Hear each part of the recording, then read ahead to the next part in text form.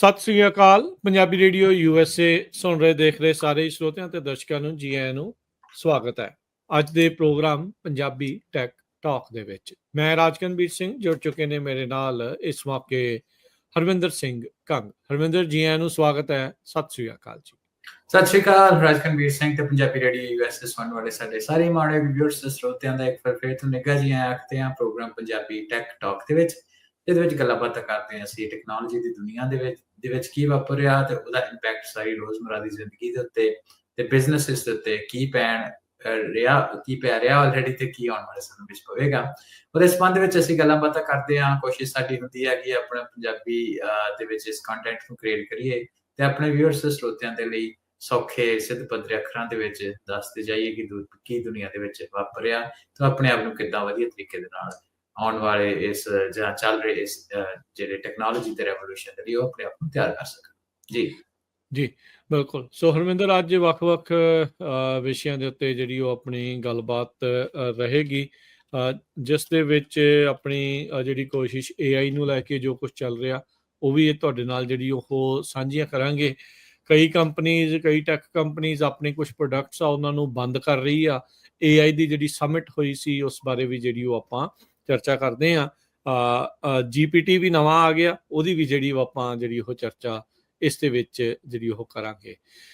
ਅੱਛਾ ਹਰਵਿੰਦਰ, ਸਭ ਤੋਂ ਪਹਿਲਾਂ ਟੈਕਨੋਲੋਜੀ ਦਾ ਜਿਹੜਾ ਇੱਕ ਪੱਖ ਹੈਗਾ, ਜਿੱਥੇ ਸਾਰਥਕ ਪੱਖ ਆ ਉੱਥੇ ਨੈਗੇਟਿਵ ਪੱਖ ਵੀ ਜਿਹੜਾ ਉਹ ਨਾਲ ਦੇ ਨਾਲ ਹੀ ਚੱਲਦਾ ਆ। ਉਹ ਆਪਣੇ ਸਾਹਮਣੇ ਹੀ ਆ ਕੀ ਕੁਛ ਜਿਹੜਾ ਦੁਨੀਆ ਭਰ ਦੇ ਵਿੱਚ ਹੋ ਰਿਹਾ। ਡਿਸਇਨਫੋਰਮੇਸ਼ਨ ਕੈਂਪੇਨ ਜਿਹੜੀ ਉਹ ਬਹੁਤ ਜਿਹੜੀ ਹੁੰਦੀ ਆ। ਸੋ ਇਸ ਮੌਕੇ ਕੀ ਇਸ ਬਾਬਤ ਜਿਹੜੀ ਉਹ ਆਪਾਂ ਨੂੰ ਚਰਚਾ ਸੁਣਨ ਨੂੰ ਮਿਲ ਰਹੀ ਆ, ਕੀ ਇਸ ਦੇ ਉੱਤੇ ਗੱਲਬਾਤ ਹੋ ਰਹੀ ਹੈ? ਹਾਂਜੀ, ਸੋ ਡਿਸਇਨਫੋਰਮੇਸ਼ਨ ਰਾਜਕਰਨ ਇਸ ਵੇਲੇ ਵੱਡਾ ਜਿਹੜਾ ਵਿਸ਼ਾ ਬਣਿਆ ਹੋਇਆ। ਤੁਸੀਂ ਥੋੜੇ ਸਮਾਂ ਪਹਿਲਾਂ ਜਦੋਂ ਪ੍ਰੈਜ਼ੀਡੈਂਟ ਡੋਨਾਲਡ ਟਰੰਪ ਆਏ ਆ ਤੇ ਉਹਨਾਂ ਤੋਂ ਪਹਿਲਾਂ ਵੀ ਈਵਨ ਇਹ ਜਿਹੜੀ ਕੈਂਪੇਨ ਸ਼ੁਰੂ ਹੋਈ ਆ, ਉਹਦੇ ਵਿੱਚ ਇਹ ਹੈ ਕਿ ਜਿਹੜੇ ਆਨਲਾਈਨ ਕੁਛ ਕੀ ਤੁਸੀਂ ਪੋਸਟ ਕਰ ਰਹੇ ਹੋ ਜਾਂ ਕੀ ਨਹੀਂ ਹੈ ਨਾ, ਉਹਦੇ ਫੈਕਟ ਚੈਕਸ ਕਈਆਂ ਨੇ ਸ਼ੁਰੂ ਕੀਤੇ ਹੋਏ। ਇਸੇ ਤਰ੍ਹਾਂ ਵੱਖ-ਵੱਖ ਆਰਗੇਨਾਈਜੇਸ਼ਨਸ ਖਾਸ ਤੌਰ ਤੇ ਸੋਸ਼ਲ ਮੀਡੀਆ ਦੇ ਨਾਲ ਰਿਲੇਟਡ ਉਹਨਾਂ ਦਾ ਇਹ ਧਿਆਨ ਰਹਿੰਦਾ ਕਿ ਜਿਹੜਾ ਕੰਟੈਂਟ ਆਨਲਾਈਨ ਹੋ ਇੱਕ ਤਰੀਕੇ ਤੋਂ ਉਹਦਾ ਜਿਹੜਾ ਮਿਆਰ ਹੈ ਇੱਕ ਤਰੀਕੇ ਤੋਂ ਥੱਲੇ ਨਾ ਡਿੱਗੇ। ਉਹ ਇੱਕ ਚੀਜ਼ ਤੇ ਦੂਸਰੀ ਕਿ ਡਿਸਇਨਫੋਰਮੇਸ਼ਨ, ਕਿਉਂਕਿ ਮੈਸੇਜ ਤੱਕ ਸੋਸ਼ਲ ਮੀਡੀਆ ਦੀ ਰੀਚ ਹੁੰਦੀ ਆ, ਪਹੁੰਚ ਹੁੰਦਾ, ਤੇ ਉਹਨੂੰ ਰੋਕਣ ਦੇ ਲਈ ਉਹਨਾਂ ਕੁਝ ਉਪਰਾਲੇ ਜਿਹੜੇ ਆ ਹਰ ਇੱਕ ਕੰਪਨੀ ਨੇ ਕੀਤੇ। ਭਾਵੇਂ ਤੁਸੀਂ ਮੈਟਾ ਲੈ ਲਓ ਜਿਹਦੇ ਕੋਲ ਫੇਸਬੁੱਕ ਤੇ ਇੰਸਟਾਗ੍ਰਾਮ ਆ, ਭਾਵੇਂ ਤੁਸੀਂ ਐਕਸ ਲੈ ਲਓ ਜਿਹਦੇ ਕੋਲ ਟਵਿੱਟਰ ਹੁਣ ਇਹਨੂੰ ਐਕਸ ਕਹਿੰਦੇ ਆ ਉਹ ਆ, ਇਸੇ ਤਰ੍ਹਾਂ ਸਨੈਪਚੈਟ ਜਾਂ ਹੋਰ ਸੋਸ਼ਲ ਮੀਡੀਆ ਪਲੇਟਫਾਰਮ ਜਿਹੜੇ ਆ। ਪਰ over the period of time ਕੀ ਹੋਇਆ ਰਾਜਕਰਨ ਕਿ ਇਹਦੇ ਵਿੱਚ ਜਿਹੜੇ ਖਾਸ ਤੌਰ ਦੇ ਉੱਤੇ ਸੱਜੇ ਪੱਖੀ ਜਿਹੜੇ ਵਿਚਾਰਧਾਰਾ ਵਾਲੇ ਲੋਕ ਉਹਨਾਂ ਦਾ ਜਿਹੜਾ ਬੋਲਬਾਲਾ ਥੋੜਾ ਵਧਿਆ। ਉਹਨਾਂ ਦੀ ਇੱਕ ਵੱਡੀ ਜਿਹੜੀ ਉਹਨਾਂ ਦੀ ਮੰਗ ਇਹ ਰਹੀ ਹੈ ਕਿ ਜਿਹੜੇ ਜਿੰਨੇ ਵੀ ਸੋਸ਼ਲ ਮੀਡੀਆ ਪਲੇਟਫਾਰਮ ਆ ਇਹ ਜਿਹੜਾ ਰਾਈਟ ਵਿੰਗ ਇਨਫੋਰਮੇਸ਼ਨ ਆ ਉਹਨੂੰ ਸਪਰੈਸ ਕਰਦੇ ਆ ਤੇ ਜਿਹੜੇ ਉਹਨਾਂ ਦੇ ਜਿਹੜਾ ਕੰਟੈਂਟ ਆ ਜ਼ਿਆਦਾ ਪ੍ਰੋ ਲੈਫਟ ਆ ਉਹਨਾਂ ਦੇ ਅਕੋਰਡਿੰਗਲੀ ਜੋ ਤੇ ਉਸ ਤੋਂ ਬਾਅਦ ਕਿਉਂਕਿ ਗਵਰਨੈਂਸ ਚੇਂਜ ਹੋਈ, ਉਹਨਾਂ ਦੀ ਲੀਨਿੰਗ ਮੋਰ ਟੂਵਰਡਸ ਰਾਈਟ, ਸੱਜੇ ਪੱਖੀ ਉਹਨਾਂ ਦੀ ਲੀਨਿੰਗ ਹੋਈ। ਉਹਦੇ ਕਰਕੇ ਜਿਹੜੀਆਂ ਕੰਪਨੀਜ਼ ਆ, ਆਪਾਂ ਪਹਿਲਾਂ ਹੀ ਗੱਲ ਕਰਦੇ ਹਾਂ ਕਿ ਉਹ ਛੇਤੀ ਗਵਰਨਮੈਂਟ ਦੇ ਨਾਲ ਬਹੁਤੀ ਟਕਰਾਅ ਦੇ ਵਿੱਚ ਨਹੀਂ ਆਉਂਦੇ ਬਿਜ਼ਨਸਿਸ, ਤੇ ਉਹਦੇ ਵਿੱਚ ਉਹਨਾਂ ਜਿਹੜੇ ਫੈਕਟ ਚੈਕਸ ਆ ਜਿੱਦਾਂ ਦੇ ਪ੍ਰੋਗਰਾਮ ਜਿਹੜੇ ਉਹ ਬੰਦ ਕਰ ਦਿੰਦੇ। ਸੋ ਹੁਣ ਵੀ ਸੋਸ਼ਲ ਮੀਡੀਆ ਉੱਤੇ ਦੇਖੋ ਵੀ ਕਿੰਨਾ ਜ਼ਿਆਦਾ ਗਾਪ ਹੈ। ਕੋਈ ਇਨਫੋਰਮੇਸ਼ਨ ਕਿਸੇ ਤਰੀਕੇ ਦੀ ਉਹਦੇ ਤੇ ਪਾ ਦਿੰਦਾ, ਸੱਚੀ ਹੈ ਜਾਂ ਨਹੀਂ ਹੈ ਉਹਦੀ ਜਾਣਕਾਰੀ ਜਿਹੜੀ ਵੈਸੇ ਤਾਂ ਪਹਿਲਾਂ ਹੀ ਪਤਾ ਘੱਟ ਲੱਗਦਾ ਸੀ। ਇੰਡੀਆ ਦੇ ਵਿੱਚ ਆਪਾਂ ਖਾਸ ਤੌਰ ਤੇ ਕਹਿ ਲਈਏ ਕਿ ਪੂਰਾ ਵੱਡਾ ਇੱਕ ਇਨਫਰਾਸਟਰਕਚਰ ਖੜਾ ਕੀਤਾ ਗਿਆ ਜਿਹਨੂੰ WhatsApp ਬੇਸਡ ਵੀ ਕਹਿੰਦੇ, WhatsApp ਹੈ ਨਾ, ਯੂਨੀਵਰਸਿਟੀ ਵੀ ਕਹਿੰਦੇ ਨੇ ਮਖੌਲ ਦੇ ਤੌਰ ਤੇ। ਪਰ ਕਹਿੰਦਾ ਮਤਲਬ ਇਹ ਕੋਈ ਫੈਕਟ ਚੈੱਕ, ਕੋਈ ਕਾਊਂਟਰ ਨੈਰੇਟਿਵ ਉੱਥੇ ਨਹੀਂ ਐਗਜ਼ਿਸਟ ਕਰਦਾ। ਕੋਈ ਇੱਕ ਚੀਜ਼ ਕਰ ਦਿੱਤੀ, ਭੇਜ ਦਿੱਤੀ ਕਿਸੇ ਨੇ, ਮੰਨ ਲਓ ਮੈਂ ਰਾਜਕਰਨ ਨੂੰ ਕੋਈ ਭੇਜਦਾ ਜਾਂ ਮੈਂ ਆਪਣੇ ਕੋਈ ਯਾਰ ਮਿੱਤਰ ਪੇਰੈਂਟਸ ਨੂੰ ਕੋਈ ਚੀਜ਼ ਭੇਜਦਾ ਤਾਂ ਨਾ ਇਹ ਸੱਚ ਮੰਨ ਕੇ ਕਹਿਣੀ ਕਿ ਯਾਰ ਫਲਾਣੇ ਬੰਦੇ ਨੂੰ ਫਾਰਵਰਡ ਕੀਤੀ ਆ ਤੇ ਠੀਕ ਹੀ ਹੋਊਗੀ, ਮਤਲਬ ਕਾਊਂਟਰ ਨੈਰੇਟਿਵ ਨਹੀਂ ਐਗਜ਼ਿਸਟ ਕਰਦਾ। ਸੋ ਜਦੋਂ ਅਸੀਂ ਮੈਸੇਜ ਦੀ ਗੱਲ ਕਰਦੇ ਹਾਂ, ਵੱਡੀ ਗਿਣਤੀ ਦੇ ਲੋਕਾਂ ਦੀ ਗੱਲ ਕਰਦੇ ਹਾਂ, ਤਾਂ ਉਹਦੇ ਵਿੱਚ ਗੱਲ ਇਹ ਹੈ ਕਿ ਜੋ ਇਨਫੋਰਮੇਸ਼ਨ ਨੂੰ ਬਾਰ-ਬਾਰ ਅਸੀਂ ਪਹੁੰਚਾਉਂਦੇ ਹਾਂ, ਬਾਰ-ਬਾਰ ਉਹਨਾਂ ਦੇ ਕੰਨਾਂ ਦੇ ਵਿੱਚ ਸੁਣਦੇ ਹਾਂ, ਉਸ ਚੀਜ਼ ਨੂੰ ਸੱਚ ਮੰਨ ਲੈਂਦੇ ਆ। ਤੇ ਹੁਣ ਜਦੋਂ ਇਹ ਜਿਹੜੇ ਫੈਕਟ ਚੈਕਸ ਆ, ਦੂਸਰੇ ਨੋਟਸ ਇਹਨਾਂ ਦੀ ਅਣਹੋਂਦ ਹੋਣੀ ਸ਼ੁਰੂ ਹੋ ਗਈ ਆ ਤੇ ਇਹਦਾ ਜਿਹੜਾ ਇੰਪੈਕਟ ਆ ਬਹੁਤ ਵਧਣਾ ਸ਼ੁਰੂ ਹੋਇਆ। ਤਾਂ ਉਹਦੇ ਵਿੱਚ ਨਾ ਕੁਛ ਚੀਜ਼ਾਂ ਜਿਹੜੀਆਂ ਹੁੰਦੀਆਂ ਉਹ ਤਾਂ ਚੱਲ ਲੋਕਾਂ ਦੀ ਬਿਲੀਫਸ ਹੋ ਗਈਆਂ ਹਨਾ, ਜਾਂ ਕਿਸੇ ਨੇ ਕੋਈ ਇਨਫੋਰਮੇਸ਼ਨ ਅੱਧੀ ਪਾ ਦਿੱਤੀ ਜਾਂ ਅੱਧ ਪਚੱਧੀ ਹਨਾ ਜਾਣਕਾਰੀ ਆਪਾਂ ਆਨਲਾਈਨ ਦੇਖ ਲੈਂਦੇ ਆ, ਉਹ ਸ਼ਾਇਦ ਇੰਨਾ ਨੁਕਸਾਨ ਤਾਂ ਉਹ ਵੀ ਕਰਦੀ ਹੈ, ਪਰ ਸ਼ਾਇਦ ਉਹ ਇੰਨਾ ਨੁਕਸਾਨ ਨਹੀਂ ਕਰਦੀ। ਪਰ ਇਹਦੇ ਜਿਹੜੀ ਵੱਡੀ ਚੀਜ਼ ਸਾਡੇ ਰਾਜਕਰਨ ਦੇਖਣ ਸਾਹਮਣੇ ਆਈ ਆ ਕਿ ਸਟੇਟ ਸਪਾਂਸਰਡ ਇਨਫੋਰਮੇਸ਼ਨ ਜਿਹੜੀ ਆ ਹਨਾ, ਉਹ ਵੀ ਬਹੁਤ ਐਕਟਿਵ ਹੋਈ ਆ ਹਨਾ। ਸੋ ਵੈਸੇ ਤਾਂ ਇਹ ਕੋਈ ਚੀਜ਼ ਨਵੀਂ ਨਹੀਂ ਆ। ਡਿਸਇਨਫੋਰਮੇਸ਼ਨ ਕੈਂਪੇਨਸ ਅਸੀਂ ਦੇਖੀਆਂ ਕਿ ਪੁਰਾਣੇ ਟਾਈਮ ਦੇ ਵਿੱਚ ਜਿਹੜੇ ਵੀ ਸੋਸ਼ਲ ਮੀਡੀਆ ਤੇ ਜਾਂ ਕੋਈ ਮਾਫੀ ਚਾਹੁੰਦਾ ਜਿਹੜੇ ਵੀ ਮੀਡੀਆ ਦੇ ਨਾਲ ਰਿਲੇਟਡ ਕੋਈ ਰਸਾਲੇ ਲੈ ਲਓ, ਕੋਈ ਅਖਬਾਰਾਂ ਲੈ ਲਓ, ਰੇਡੀਓ ਲੈ ਲਓ, ਟੀਵੀ ਲੈ ਲਓ, ਉਹ ਜਿਹੜੀਆਂ ਨਾਨ ਡੈਮੋਕ੍ਰੈਟਿਕ ਜਾਂ ਸੈਮੀ ਡੈਮੋਕ੍ਰੈਟਿਕ ਸਟੇਟਸ ਹੈਗੀਆਂ, ਉਹਨਾਂ ਦੇ ਹਮੇਸ਼ਾ ਸੈਂਸਰਸ਼ਿਪ ਵਿੱਚ ਰਹੀ ਹੈ। ਮਿਸਾਲ ਦੇ ਤੌਰ ਤੇ ਤੁਸੀਂ ਚੀਨ ਦਾ, ਰਸ਼ੀਆ ਦਾ ਜਿਹੜਾ ਤੁਸੀਂ ਕੰਟੈਂਟ ਦੇਖਦੇ ਹੋ, ਉਹਦੇ ਵਿੱਚ ਤਾਂ ਬਹੁਤ ਹੱਦ ਤੱਕ ਜਿਹੜਾ ਉਹ ਸਟੇਟ ਫਿਲਟਰਡ ਜਿਹੜਾ ਕੰਟੈਂਟ ਹੈ ਤੁਹਾਨੂੰ ਮਿਲਦਾ। ਉਸ ਤੋਂ ਬਾਅਦ ਅਸੀਂ ਸੈਮੀ ਡੈਮੋਕ੍ਰੇਸੀਜ਼ ਦੀ ਆ ਜੀ ਗੱਲ, ਉਹਦੇ ਵਿੱਚ ਇੰਡੀਆ ਲੈ ਲਓ, ਇਟਲੀ ਲੈ ਲਓ, ਏਦਾਂ ਦੀ ਹੋਰ ਦੇਸ਼ ਆ ਜਿਹਨਾਂ ਨੂੰ ਸੈਮੀ ਡੈਮੋਕ੍ਰੇਸੀ ਦੀ ਕੈਟੇਗਰੀ ਵਿੱਚ ਰੱਖਿਆ ਜਾਂਦਾ। ਸੋ ਉਹਦੇ ਵਿੱਚ ਵੀ ਰਾਜਕਰਨ ਇਹ ਚੀਜ਼ ਅਸੀਂ as a Sikh, as a Punjabi ਦੇ ਪਿਛਲੇ 70 ਸਾਲਾਂ ਤੋਂ ਹੀ ਦੇਖਦੇ ਆ ਰਹੇ ਹਾਂ। ਅਖਬਾਰਾਂ ਦੇ ਕਿੰਨਾ ਅਖਬਾਰ ਕਿਹੜੀ ਛਪਣੀ ਆ, ਉਹਦਾ ਪੇਪਰ ਕਿਹੜੀ ਅਖਬਾਰ ਦੀ ਕਿਹਨੂੰ ਕਿੰਨਾ ਐਲੋਕੇਟ ਹੋਣਾ ਤੋਂ ਲੈ ਕੇ ਟੀਵੀ ਰੇਡੀਓ ਤੇ ਕਿਹੜਾ ਕੰਟੈਂਟ ਪ੍ਰਸਾਰਿਤ ਹੋਣਾ ਜਾਂ ਕਿਹੜਾ ਨਹੀਂ, ਕਿਹੜੀ ਅਖਬਾਰਾਂ ਦੇ ਜਿਹੜੇ ਐਡੀਟੋਰੀਅਲ ਆ ਉਹਨਾਂ ਦੀ ਟ੍ਰੇਨਿੰਗ ਕਿੱਥੋਂ ਹੋ ਕੇ ਆਉਣੀ ਆ, ਰਿਪੋਰਟਰ ਕਿੱਦਾਂ ਦੇ ਹੋਣੇ, ਕਿੱਦਾਂ ਦੀ ਖਬਰ ਛਾਪਣੀ, ਕਿੱਦਾਂ ਦੀ ਨਹੀਂ, ਹਨਾ। ਇਹ ਅਸੀਂ ਬੜੇ ਚਿਰ ਤੋਂ ਹੀ ਦੇਖਦੇ ਆ ਰਹੇ ਹਾਂ। ਪਰ ਹੁਣ ਸੋਸ਼ਲ ਮੀਡੀਆ ਦੇ ਨਾਲ ਤਕਰੀਬਨ ਪਿਛਲੇ 15-20 ਸਾਲ ਤੋਂ ਜਿਹੜਾ ਕੰਟੈਂਟ ਆ ਉਹ ਸਾਨੂੰ ਹਨਾ ਈਜ਼ੀਲੀ ਥੋੜਾ ਐਕਸੈਸਿਬਲ ਹੋਣਾ ਸ਼ੁਰੂ ਹੋ ਗਿਆ, ਤੇ ਜਿਹੜੇ ਪੁਰਾਣੇ ਟ੍ਰੈਡੀਸ਼ਨਲ ਰਾਹ ਰਸਤੇ ਸੀ, ਰੇਡੀਓ, ਟੀਵੀ, ਅਖਬਾਰਾਂ, ਉਹਨਾਂ ਦਾ ਥੋੜਾ ਜਿਹੜਾ ਮਹੱਤਵ ਆ ਉਹ ਕੰਪੈਰੀਟਿਵਲੀ ਘਟ ਗਿਆ ਹੈ, ਕਿਉਂਕਿ ਤੁਹਾਨੂੰ ਆਨਲਾਈਨ ਸਾਰਾ ਕੰਟੈਂਟ ਮਿਲ ਜਾਂਦਾ। ਸੋ ਜਿਹੜੀ ਅਗਲੀ ਫਾਈਟ ਰਾਜਕਰਨ ਹੋਈ ਆ ਉਹ ਅੱਜ ਵੀ ਚੱਲ ਰਹੀ ਆ, ਉਹ ਹੈ ਕਿ ਸੋਸ਼ਲ ਮੀਡੀਆ ਤੇ ਕਿਹੜਾ ਕੰਟੈਂਟ ਤਾਂ ਲੈ ਕੇ ਜਾਣਾ, ਕਿਹੜਾ ਕੰਟੈਂਟ ਨੂੰ ਫਲੈਗ ਕਰਕੇ ਹਟਾਉਣਾ ਸੋਸ਼ਲ ਮੀਡੀਆ ਦੇ ਉੱਤੇ, ਉਹ ਵੀ ਇੱਕ ਵੱਡਾ ਜਿਹੜਾ ਕੰਮ ਆ ਉਹ ਅੱਜ ਕੱਲ੍ਹ ਦੇ ਦਿਨਾਂ 'ਚ ਚੱਲ ਰਿਹਾ। ਪਿੱਛੇ ਜੇ ਅਸੀਂ ਤੁਸੀਂ ਵੀ ਗੱਲਬਾਤ ਕੀਤੀ ਆ ਹਨਾ, ਕੈਨੇਡਾ ਦੇ ਜਿਹੜੇ ਨਾਮਵਰ ਵਕੀਲ ਆ, ਉਹਨਾਂ ਦੇ ਨਾਲ ਵੀ ਜੇ ਟ੍ਰਾਂਸਨੈਸ਼ਨਲ ਰਿਪਰੈਸ਼ਨ ਦੇ ਉੱਤੇ ਜਿਹੜੀ ਉਹ ਹੀਅਰਿੰਗ ਹੋਈ ਆ, ਉਹਦੇ ਸੰਬੰਧ ਵਿੱਚ ਕਿੰਨਾ ਕੁਛ ਬਾਹਰ ਆਇਆ ਤੇ ਹਨਾ। ਉਹਦੇ ਸੰਬੰਧ ਦੇ ਵਿੱਚ ਨਾ 2 ਹਫ਼ਤੇ ਪਹਿਲਾਂ ਮੇਰੀ ਨਜ਼ਰ ਦੇ ਵਿੱਚ ਇੱਕ ਆਰਟੀਕਲ ਹਾਰਵਰਡ ਇੰਟਰਨੈਸ਼ਨਲ ਰਿਵਿਊ ਦੇ ਵਿੱਚ, ਕਿਉਂਕਿ ਮੈਂ ਜਿਹੜੇ ਆ ਹਾਰਵਰਡ ਬਿਜ਼ਨਸ ਰਿਵਿਊ ਆ, ਇਸ ਤਰ੍ਹਾਂ ਦੇ ਹੋਰ ਵੀ ਇਨਫੋਰਮੇਸ਼ਨ, ਇਹਨਾਂ ਦੀ ਜਿਹੜਾ ਸਟੈਂਡਰਡ ਆ ਕਾਫੀ ਉੱਪਰ ਮੰਨਿਆ ਜਾਂਦਾ ਹੈ ਟੈਕ ਦੇ ਵਿੱਚ ਹੋਣ ਕਰਕੇ। ਮੈਂ ਵੀ ਹਾਰਵਰਡ ਬਿਜ਼ਨਸ ਰਿਵਿਊ ਦਾ ਇੱਕ ਪਾਠਕ ਹਾਂ, ਲਗਾਤਾਰ ਅਸੀਂ ਪੜ੍ਹਦੇ ਰਹਿੰਦੇ ਕੰਟੈਂਟ ਉਹਦੇ ਚੋਂ, ਤੇ ਉਸੇ ਤਰ੍ਹਾਂ ਉਹਨਾਂ ਦੀ ਇੱਕ ਪਬਲਿਕੇਸ਼ਨ ਆ ਇੰਟਰਨੈਸ਼ਨਲ ਰਿਵਿਊ ਹਾਰਵਰਡ ਯੂਨੀਵਰਸਿਟੀ ਹੈ ਨਾ, ਉਹਦੇ ਵਿੱਚ ਵੀ ਨਾ ਇੱਕ ਆਰਟੀਕਲ ਜਿਹਨੇ ਜਿਹਨੂੰ ਮੈਂ ਪੜ੍ਹ ਕੇ ਮੈਨੂੰ ਬੜੀ ਹੈਰਾਨੀ ਹੋਈ, ਉਹ ਹੈਗਾ ਸੀ thorn in the maple, how Khalistan question is reshaping India Canada relations. So ਮੈਂ ਉਹਨੂੰ ਬੜਾ ਇੰਟਰਸਟਿੰਗ, ਕਿਉਂਕਿ ਆਈਡੀਆ ਆਫ ਕੋਰਸ ਆਪਣੇ ਨਾਲ ਰਿਲੇਟਡ ਆ, ਸੋ ਮੈਨੂੰ ਬੜਾ ਇੰਟਰਸਟਿੰਗ ਲੱਗਾ। ਪਰ ਉਹ ਮੈਂ ਵੇਖਿਆ ਇੰਨਾ ਕਿ ਜ਼ਿਆਦਾ ਵਨ ਸਾਈਡਡ ਆਰਟੀਕਲ ਸੀ, ਤੇ ਮੈਂ ਉਹਦੇ ਬਾਰੇ ਹੋਰ ਥੋੜੀ ਰਿਸਰਚ ਕੀਤੀ, ਤੇ ਉਹਦੇ ਤੋਂ ਮੈਂ ਚਲ ਆਪਣੀ ਟੈਕ ਦਾ ਟਾਕ ਸ਼ੋ ਆ, ਪਰ ਮੈਨੂੰ ਇਹ ਆ ਕਿ ਡਿਸਇਨਫੋਰਮੇਸ਼ਨ ਵਿੱਚ ਇਹ ਚੀਜ਼ ਵੀ ਆਪਾਂ ਨੂੰ ਸਾਹਮਣੇ ਦੇਖਣੀ ਚਾਹੀਦੀ ਹੈ। ਤੇ ਉਹਦੇ ਵਿੱਚ ਮੈਂ ਹੋਰ ਉਹਦੇ ਬਾਰੇ ਰਿਸਰਚ ਪੜ੍ਹਿਆ ਤਾਂ ਬੜਾ ਮੈਨੂੰ ਵਨ ਸਾਈਡਡ ਜਿਹਾ ਲੱਗਾ। ਇੱਕ ਪਾਸੇ ਦੀ ਇਨਫੋਰਮੇਸ਼ਨ ਪੂਰੀ ਤਰ੍ਹਾਂ ਹੀ ਸਪਰੈਸ ਕੀਤਾ, ਤੇ ਦੂਸਰੀ ਤਰ੍ਹਾਂ ਦੀ ਇਨਫੋਰਮੇਸ਼ਨ ਇਹ ਕਿ ਜਿੱਦਾਂ NDTV ਜਾਂ ਏਦਾਂ ਦੀ ਹਨਾ ਕੋਈ ਨਿਊਜ਼ ਏਜੰਸੀ ਹੁੰਦੀ ਹੈ, ਏਦਾਂ ਦੀ ਜਾਣਕਾਰੀ ਸਾਹਮਣੇ ਆਈ। ਉਹ ਫਿਰ ਮੈਂ ਰਾਈਟਰ ਬਾਰੇ ਪੜ੍ਹਨ ਲੱਗ ਪਿਆ। ਛੋਟੀ ਉਮਰ ਦੀ ਕੁੜੀ ਅੰਮ੍ਰਿਤਸਰ ਤੋਂ ਆਈ ਜਿਹੜੀ ਹਾਰਵਰਡ ਦੇ ਵਿੱਚ ਪੜ੍ਹਨੀ ਆਈ ਸੀ, ਤੇ ਜ਼ਾਇਨਾ ਢਿੱਲੋਂ ਸ਼ਾਇਦ ਉਹਦਾ ਨਾਮ ਸੀ। ਤੇ ਮੈਂ ਰਾਜਕਰਨ ਉਹਦੇ 'ਚ ਇਹੀ ਦੇਖਦਾ ਸੀ ਕਿ ਉਹ ਬੜੇ ਉਹਦੇ ਜਿਹੜੇ ਡਿਬੇਟ ਦੇ ਵਿੱਚ ਅਵਲ ਨੰਬਰ ਤੇ ਬਹੁਤ ਸਮਾਰਟ ਬ੍ਰੇਨ ਜਿਹੜਾ ਹੈਗਾ ਸੀ, ਉਹਨੇ ਉਹ ਆਰਟੀਕਲ ਲਿਖਿਆ। ਪਰ ਮੈਂ ਉਹਦੇ ਵਿੱਚ ਇਹ ਦੇਖਦਾ ਸੀ ਵੀ ਜਾਂ ਜੇ ਇੰਟੈਂਸ਼ਨਲ ਹਿੱਟ ਜੌਬ ਨਾ ਹੋਈ, ਤੇ ਇੱਕ ਬੜੇ ਸਮਾਰਟ ਤੇ ਇੰਟੈਲੀਜੈਂਟ ਬੰਦੇ ਨੇ ਵੀ ਜਿਹੜਾ ਆਰਟੀਕਲ ਆ ਉਹ ਕਿਸ ਤਰੀਕੇ ਦੇ ਨਾਲ, ਕਿਉਂਕਿ ਉਹਦੇ ਸੋਰਸ ਆਫ ਰੈਫਰੈਂਸਿਸ ਜਿਹੜੇ ਆ ਉਹ ਸਾਰੇ ਬੜੇ ਇੱਕ ਪਾਸੜ ਸੀ। ਸੋ ਖੈਰ at the time of recording this talk show information Harvard ਤੱਕ ਲੋਕਾਂ ਨੇ ਬਹੁਤ ਰੀਚ ਆਊਟ ਕੀਤਾ, ਸੋ ਜਿਹੜਾ ਆਰਟੀਕਲ ਉਹ ਹਟਾ ਲਿਆ ਗਿਆ। ਤੇ ਉਹਦੇ ਵਿੱਚ ਇੱਕ ਡੀਟੇਲ ਆਰਟੀਕਲ ਵੀ ਛਪਿਆ ਸੀ। ਉਹ ਇਹ ਆ ਕਿ ਜਿਹੜਾ ਇਹ ਆਰਟੀਕਲ ਨੂੰ ਹਟਾਉਣ ਦੀ ਪ੍ਰਕਿਰਿਆ ਕੀ ਸੀ, ਉਹਨਾਂ ਰਾਈਟਰ ਤੱਕ ਰੀਚ ਆਊਟ ਕੀਤਾ ਕਿ ਯਾਰ ਤੁਸੀਂ ਕਾਊਂਟਰ ਬੈਲੈਂਸ ਦੂਸਰਾ ਪੱਖ ਵੀ ਲਓ, ਪਰ ਉਹਨਾਂ ਨੇ ਉਹਨੂੰ ਕੁੜੀ ਨੇ ਉਹਨੂੰ ਨਹੀਂ ਐਕਸੈਪਟ ਕੀਤਾ। ਕਹਿੰਦੇ ਵੀ ਨਹੀਂ, ਜੋ ਮੈਂ ਕਹਿਣਾ ਹੀ ਕਹਿ ਦਿੱਤਾ, ਤਾਂ ਉਹਨਾਂ ਆਰਟੀਕਲ ਹਟਾ ਦਿਆ ਕਿਉਂਕਿ ਉਹ ਕਹਿੰਦੇ ਸੀ ਵਨ ਸਾਈਡਡ ਆ। ਸੋ ਕਹਿਣ ਦਾ ਮਤਲਬ ਇਹ ਆ ਰਾਜਕਰਨ ਕਿ ਦੇਖੋ ਹਾਰਵਰਡ ਵਰਗੇ ਜਿਹੜੇ ਵੱਡੇ ਇੰਸਟੀਚਿਊਟ ਆ ਜਾਂ ਸਟੈਨਫੋਰਡ ਵਰਗੇ ਇੰਸਟੀਚਿਊਟ ਆ, ਜਿਨ੍ਹਾਂ ਦੀ ਵੱਡੀਆਂ ਪਬਲੀਕੇਸ਼ਨ ਆਉਂਦੀਆਂ ਤੇ ਜਿਨ੍ਹਾਂ ਦਾ ਨਾਂ ਵੱਡੇ ਤੌਰ ਦੇ ਉੱਤੇ ਲਿਆ ਜਾਂਦਾ ਇਨ ਟਰਮਸ ਆਫ ਬੈਲੈਂਸਿੰਗ ਅਪਰੋਚ ਦੇ ਹਿਸਾਬ ਦੇ ਨਾਲ, ਉਹਨਾਂ ਦੇ ਵਿੱਚ ਵੀ ਜਿਹੜਾ ਉਹ ਬਾਇਸ ਆ ਹੋ ਸਕਦਾ ਹੈ। ਸੋ ਇਹ ਮੇਰਾ ਗੱਲਬਾਤ ਇੱਥੇ ਕਰਨ ਦਾ ਮਤਲਬ ਇਹ ਹੈ ਕਿ ਜੋ ਕੁਝ ਵੀ ਆਪਾਂ ਜਿਹੜੀ ਮੈਂ ਗੱਲ ਨੂੰ ਰੀਟਰੇਟ ਕਰਦਾ ਮੈਂ ਬਾਰ-ਬਾਰ ਆਪਣੇ ਟਾਕ ਸ਼ੋਅ ਦੇ ਵਿੱਚ ਗੱਲ ਕਰਦੇ ਹਾਂ ਕਿ ਜੋ ਵੀ ਤੁਸੀਂ ਸੋਸ਼ਲ ਮੀਡੀਆ ਦੇ ਉੱਪਰ ਦੇਖਦੇ ਹੋ ਜਾਂ ਆਨਲਾਈਨ ਦੇਖਦੇ ਹੋ ਉਹਨੂੰ ਇੱਕ ਵਾਰ ਜ਼ਰੂਰ ਫੈਕਟ ਚੈੱਕ ਜ਼ਰੂਰ ਕਰ ਲਿਆ ਕਰੋ ਸਬਜੈਕਟ ਮੈਟਰ ਐਕਸਪਰਟਸ ਦੇ ਨਾਲ। ਐਗਜ਼ੈਕਟਲੀ ਸਭ ਕੁਝ ਜੋ ਤੁਸੀਂ ਆਨਲਾਈਨ ਦੇਖਦੇ ਹੋ ਸੱਚ ਨਹੀਂ ਹੁੰਦਾ। ਇੱਕ ਤਰੀਕੇ ਦੇ ਨਾਲ ਫੈਲਾਇਆ ਜਾਂਦਾ ਹੁਣ ਕਿਉਂਕਿ ਪਿਛਲੇ 5 ਸਾਲਾਂ ਤੋਂ ਅਸੀਂ ਦੇਖਿਆ ਸ਼ੇਕਸਪੀਅਰ ਦੇ ਵਿੱਚ ਡੀਟੇਲਡ ਕਨਵਰਸੇਸ਼ਨ ਉਹਦੇ ਵਿੱਚ ਹੋਈ ਆ ਕਿ ਕਿੱਦਾਂ ਦੇ ਜਿਹੜੇ ਅਕਾਊਂਟ ਆ ਉਹ ਬਣੇ ਜਾਂਦੇ ਆਪਣੇ ਟਾਕ ਸ਼ੋਅ ਵਿੱਚ ਵੀ ਗੱਲ ਕੀਤੀ ਆ ਕਿ ਕਿੱਦਾਂ ਦੇ ਟਾਕ ਸ਼ੋਅ ਬਣਾਏ ਜਾਂਦੇ ਆ ਇੰਟੈਂਸ਼ਨਲੀ ਸਿੱਖਣਾਵਾਂ ਵਾਲੇ ਲੋਕਾਂ ਨੂੰ ਮਿਸਲੀਡ ਕਰਨ ਦੇ ਲਈ ਗਾਈਡ ਕਰਨ ਦੇ ਲਈ ਇਨਫੋਰਮੇਸ਼ਨ ਜਿਹੜੀ ਆ ਉਹ ਸ਼ੇਅਰ ਕਰਨ ਦੇ ਲਈ। ਸੋ ਜ਼ਰੂਰੀ ਨਹੀਂ ਪ੍ਰੋਪਗੈਂਡਾ ਕਰਨ ਦੇ ਲਈ ਉਹ ਸਾਰਾ ਕੁਝ ਨਾਲ ਹੀ ਹੈ। ਹਾਂਜੀ ਸੋ ਕੰਟੈਂਟ ਜਿਹੜਾ ਬਹੁਤ ਵਾਇਰਲ ਹੋ ਰਿਹਾ ਬਹੁਤ ਲੋਕਾਂ ਨੇ ਦੇਖਿਆ ਉਹ ਕੰਟੈਂਟ ਸਹੀ ਹੋਵੇ ਇਹ ਕੋਈ ਗਾਰੰਟੀ ਨਹੀਂ ਹੈ।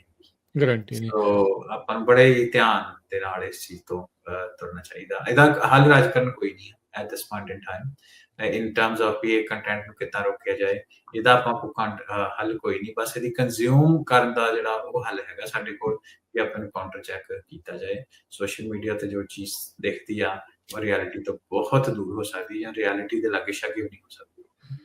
ਇਹ ਤਾਂ ਹੁਣ ਦੇਖੋ ਆਪਣੇ ਸਾਹਮਣੇ ਆ ਹੁਣ ਡਿਸਇਨਫੋਰਮੇਸ਼ਨ ਦੀ ਤਾਂ ਹਰਵਿੰਦਰ ਹੱਦ ਹੁਣ ਇਹ ਹੋ ਗਈ ਆ ਕਿਸੇ ਵੀ ਮੁਲਕ ਦੇ ਹੁਣ ਰਾਸ਼ਟਰਪਤੀ ਵੀ ਉਹਦਾ ਸ਼ਿਕਾਰ ਨੇ ਕਿਤੇ ਪ੍ਰਧਾਨ ਮੰਤਰੀ ਸ਼ਿਕਾਰ ਨੇ ਕਿਤੇ ਆਪ ਫੈਲਾ ਰਹੇ ਨੇ। ਹੁਣ ਪਤਾ ਕਰੂਗਾ ਕੀ ਉੱਥੇ ਹੈ ਨਾ ਵੀ ਇਹ ਸਿਚੁਏਸ਼ਨ ਤਾਂ ਹੁਣ ਇੱਥੇ ਤੱਕ ਹੋ ਗਈ ਬੰਦਾ ਕਿਹੜੇ ਸੋਰਸ ਤੇ ਜਾਵੇ ਕਿਹਦੇ ਤੇ ਨਾ ਜਾਵੇ।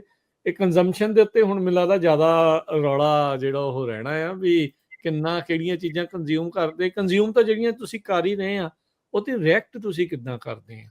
ਆਈ ਥਿੰਕ ਉਹ ਹੁਣ ਬਹੁਤ ਜ਼ਿਆਦਾ ਇਸ ਦੇ ਵਿੱਚ ਇੰਪੋਰਟੈਂਟ ਆ ਵੀ ਭਾਈ ਜਿਹੜਾ ਹਿਸਾਬ ਦੇ ਨਾਲ ਜਾਂ ਲਿਮਿਟ ਦੇ ਨਾਲ ਵੀ ਉਹ ਚੀਜ਼ਾਂ ਦੇ ਉੱਤੇ ਰਿਐਕਸ਼ਨਰੀ ਹੁਣ ਹੋਣਾ ਥੋੜਾ ਆਪਾਂ ਨੂੰ ਬੰਦ ਚਾਹੀਦਾ ਆ ਵੀ ਹਰ ਇੱਕ ਚੀਜ਼ ਦੇ ਉੱਤੇ ਵੀ ਚਖਮਾ ਜਿਹਾ ਰਿਐਕਸ਼ਨ ਆ ਉਹ ਤੋਂ ਬਚਾਅ ਜਿਹੜਾ ਉਹ ਕਰਨ ਦੀ ਜਿਹੜੀ ਉਹ ਜ਼ਰੂਰਤ ਆ। ਅਦਰਵਾਈਜ਼ ਸਿਚੁਏਸ਼ਨ ਆਪਣੇ ਸਾਹਮਣੇ ਹੀ ਆ ਵੀ ਕਿੱਦਾਂ ਦੀ ਜਿਹੜੀ ਉਹ ਬਣਦੀ ਜਿਹੜੀ ਉਹ ਜਾ ਰਹੀ ਆ। ਅੱਛਾ ਹਰਵਿੰਦਰ ਹੁਣ ਜਿਹੜੀ ਆਪਾਂ ਗੱਲ ਕਰ ਰਹੇ ਹਾਂ ਡਿਸਇਨਫੋਰਮੇਸ਼ਨ ਨੂੰ ਜਿਹੜਾ ਉਹ ਲੈ ਕੇ ਡਿਸਇਨਫੋਰਮੇਸ਼ਨ ਪਲੱਸ AI ਇਹ ਤਾਂ ਇੱਕ ਐਸਾ ਜਿਹੜਾ ਇਜ਼ ਬੇਸਿਕਲੀ ਡਿਸਇਨਫੋਰਮੇਸ਼ਨ ਔਨ ਸਟੀਰੋਇਡਸ ਵੀ ਉਹ ਚੀਜ਼ ਜਿੱਦਾਂ ਉਹ ਆਖਦੇ ਆ ਨਾ ਵੀ ਉਹ ਉਸ ਚੀਜ਼ ਦੇ ਉੱਤੇ ਆ।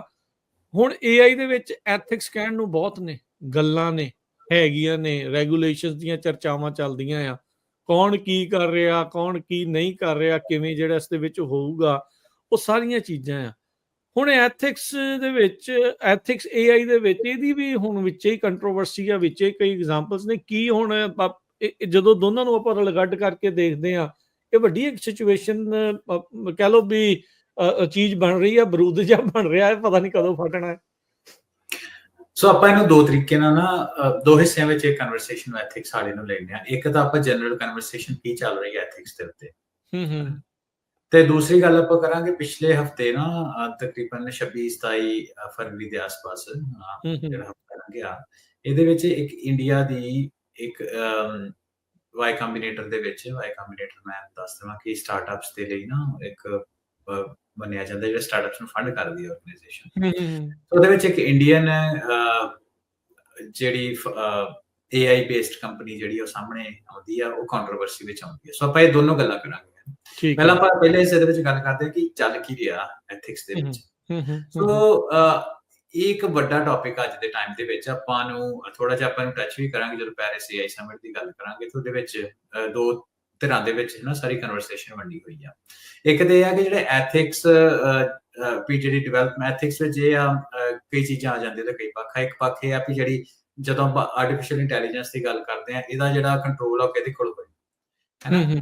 ਵੱਡੀਆਂ ਕੰਪਨੀਆਂ ਕੋਲ ਜਾਂ ਇਹਨੂੰ ਡੈਮੋਕ੍ਰੇਟਾਈਜ਼ ਕੀਤਾ ਜਾਏ ਕਿਉਂਕਿ ਆਲਰੇਡੀ ਦੁਨੀਆ ਭਰ ਦੇ ਵਿੱਚ ਇੱਕ ਡਿਸਕਸ਼ਨ ਫੈਲ ਰਹੀ ਆ ਉਹ ਇਹ ਆ ਕਿ ਜਿਹੜੇ ਅਮੀਰ ਆ ਹੋਰ ਅਮੀਰ ਹੋਈ ਜਾਂਦੇ ਜਿਹੜੇ ਗਰੀਬ ਆ ਹੋਰ ਗਰੀਬ ਹੋਈ ਜਾਂਦੇ। ਸੋ ਉਹਦਾ ਇੱਕ ਕਾਰਨ ਇਹ ਹੁੰਦਾ ਕਿ ਜਿਹੜੇ ਸਾਧਨ ਆ ਤੇ ਰਿਸੋਰਸਿਸ ਆ ਉਹ ਇੱਕ ਜਿਹੜੇ ਅਮੀਰ ਲੋਕ ਜਿਹੜੇ ਆਲਰੇਡੀ ਜਿਨ੍ਹਾਂ ਕੋਲ ਸਰਮਾਇਆ ਉਹਨਾਂ ਦੇ ਕੋਲ ਇਕੱਠੇ ਹੁੰਦੇ ਜਾ ਰਹੇ ਆ। ਸੋ ਉਹਦੇ ਨਾਲ ਯੂਜ਼ ਕਰਨ ਦੇ ਨਾਲ ਬਹੁਤ ਬੇਹਕਮਾਰੀ ਦੇਖੋ ਜਿਹੜਾ ਧਨ ਦੀ ਇਕੱਠੇ ਕਰਨ ਦੀ ਸਮਰੱਥਾ ਵਾ ਕੋਵਿਡ ਤੋਂ ਬਾਅਦ ਤੇ ਬਹੁਤ ਜ਼ਿਆਦਾ ਜਿਹੜਾ ਗੈਪ ਆ ਤੁਸੀਂ ਹਰ ਇੱਕ ਦੇਸ਼ ਵਿੱਚ ਹੀ ਦੇਖ ਸਕਦੇ ਹੋ। ਇੰਡੀਆ ਦੇ ਵਿੱਚ ਹੈ ਨਾ ਪਿੱਛੇ ਜਿਹੀ ਰਿਪੋਰਟ ਛਪੀ ਆ ਵੀ 1.3 ਬਿਲੀਅਨ ਦੇ ਵਿੱਚ ਜਾਂ 1.4 ਬਿਲੀਅਨ ਦੇ ਵਿੱਚ 1 ਬਿਲੀਅਨ ਏਦਾਂ ਦੇ ਲੋਕ ਆ ਜਿਨ੍ਹਾਂ ਕੋਲ ਕੋਈ ਪੈਸੇ ਹੀ ਨਹੀਂ ਖਰਚਣ ਨੂੰ ਆਪਣੇ ਰੋਜ਼ਮਰਰਾ ਦੇ ਉਹਨਾਂ ਦੇ ਕੰਮ ਪੂਰੇ ਨਹੀਂ ਹੁੰਦੇ।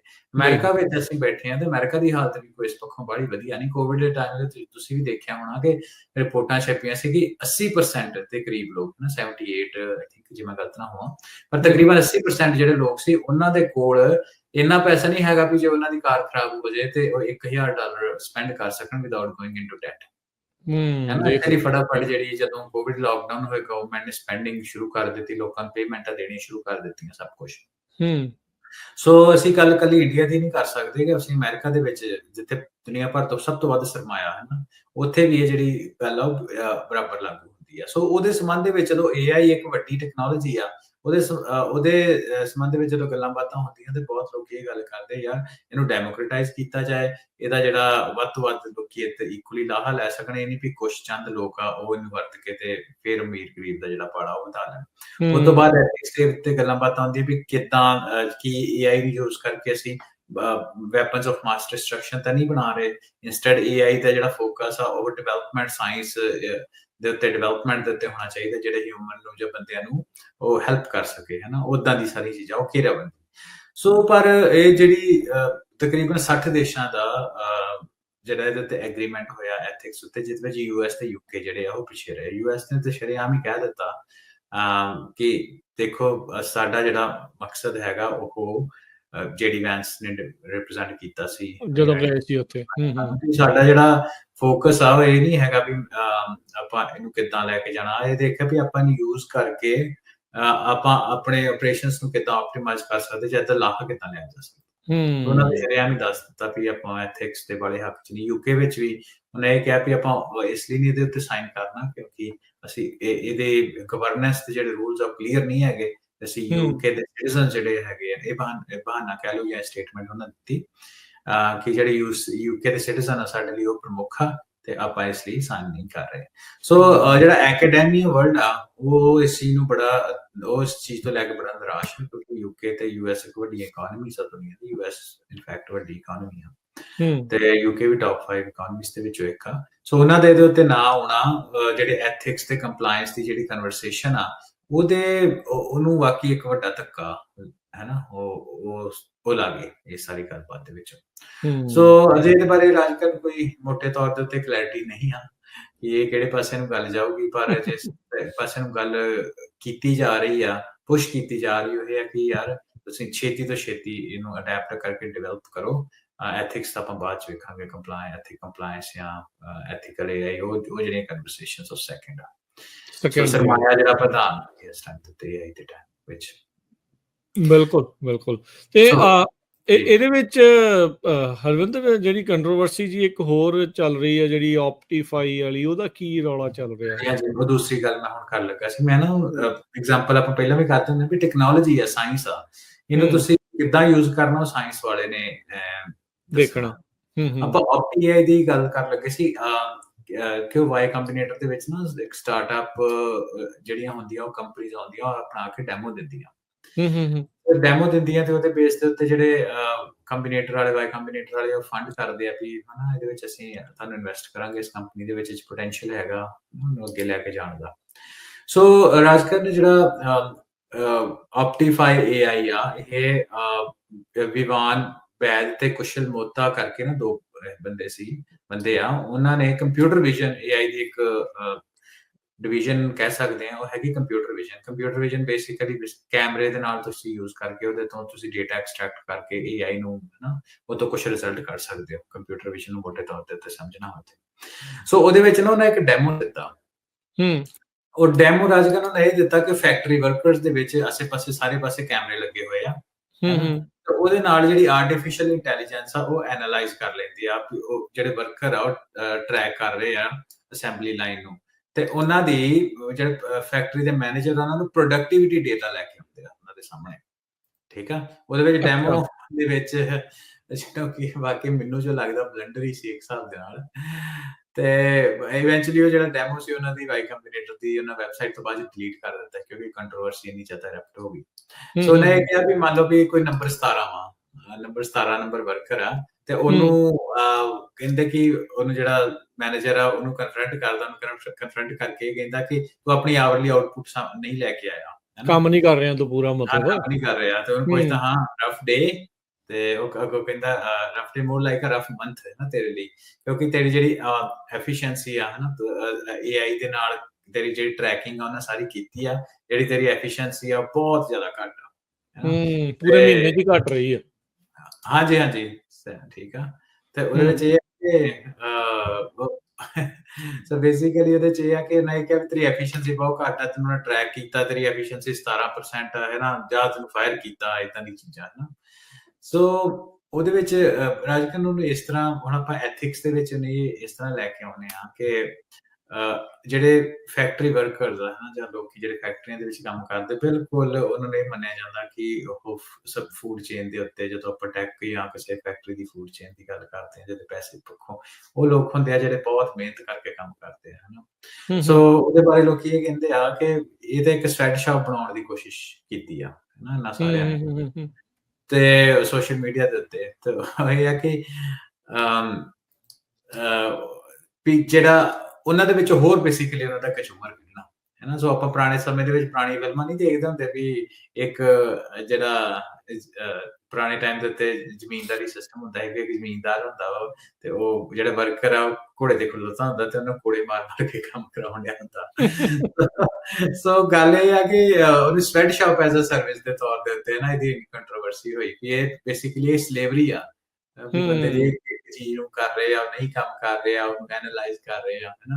ਪਰ ਹੈਰਾਨੀ ਦੀ ਗੱਲ ਇਹ ਹੈ ਕਿ ਜਿਹੜੇ ਉਹਨਾਂ ਦੇ ਫਾਊਂਡਰ ਆ ਉਹਨਾਂ ਨੇ ਬਾਅਦ ਵਿੱਚ ਆ ਕੇ ਇਸ ਨੂੰ ਡਿਫੈਂਡ ਕੀਤਾ, ਵਿਵਾਨ ਬੈਦ ਤੇ ਕੁਸ਼ਲ ਮੋਤਾ ਦੋਵਾਂ ਨੇ, ਵੀ ਨਹੀਂ ਯਾਰ ਇਹ ਤਾਂ ਜੋ ਚੀਜ਼ ਆ ਸਹੀ ਆ, ਆਪਾਂ ਚ ਕੁਝ ਵੀ ਗਲਤ ਨਹੀਂ ਹੈਗਾ ਤੇ ਜੋ ਜਿਹੜੀ ਗੱਲਾਂ ਪਤਾ ਕਰ ਰਹੇ ਆ ਆਪਾਂ ਇਸ ਨੂੰ ਡਿਵੈਲਪ ਕਰਦੇ ਰਹਾਂਗੇ। ਸੋ ਗੱਲ ਇਹ ਆ ਕਿ ਮੈਂ ਇਹਦੇ ਵਿੱਚ ਗੱਲ ਕੀਤੀ ਨਾ ਆਪਾਂ ਐਥਿਕਸ ਦੀ ਪਿਛਲੇ ਹੁਣੇ ਗੱਲ ਕਰਕੇ ਹਟੇ ਆ ਕਿ ਟੈਕਨੋਲੋਜੀ ਉਹਨੂੰ ਯੂਜ਼ ਕਿੱਦਾਂ ਕਰਨਾ ਕਿਸੇ ਇਹਨਾਂ ਦੇ ਵਿੱਚ ਜਿਹੜੇ ਵੱਡੀਆਂ ਪਾਵਰਸ ਆ ਜਿੱਦਾਂ ਸਟੇਟ ਮਸ਼ੀਨਰੀ ਹੋ ਗਈ ਜਾਂ ਵੱਡੀਆਂ ਆਰਗੇਨਾਈਜੇਸ਼ਨਸ ਹੈਗੀਆਂ, ਉਹਨਾਂ ਨੂੰ ਜੇ ਜੰਪਿੰਗ ਨਾ ਕੀਤਾ ਤੇ ਆਉਣ ਵਾਲੇ ਟਾਈਮ ਦੇ ਵਿੱਚ ਜਿਹੜੇ lower on the food chain ਜਿਹਦੀ ਆਪਾਂ ਪਹਿਲਾਂ ਗੱਲ ਕੀਤੀ ਆ, ਉਹ ਦੇ ਸਭ ਤੋਂ ਵੱਧ ਇਹਦੇ ਉੱਤੇ ਸਫਰ ਕਰਨਗੇ। ਤੇ ਮੈਂ ਮੁੱਖ ਦੀ ਗੱਲ ਇਹਨੂੰ ਜੇ ਆਪਾਂ ਇਹ ਸਾਰੇ ਕਨਸੈਪਟ ਨੂੰ ਆਪਾਂ ਮੋਟੇ ਤੌਰ ਤੇ ਪੰਜਾਬੀ ਦੇ ਵਿੱਚ ਸਮਝਣਾ ਹੋਏ ਉਹ ਇਹ ਆ ਕਿ ਵੇਖੋ ਇਹ 'ਚੋਂ ਬੈਨੀਫਿਟ ਕੌਣ ਲੈ ਰਿਹਾ, ਜਿਹਨੂੰ AI ਨੂੰ ਵਰਤਣਾ ਆਉਂਦਾ, ਤੇ ਨੁਕਸਾਨ ਕਿਹਨੂੰ ਹੋ ਰਿਹਾ, ਜਿਹੜੇ AI ਜਿਨ੍ਹਾਂ ਦੇ ਉੱਤੇ ਵਰਤੋਂ ਹੋ ਰਹੀ ਆ।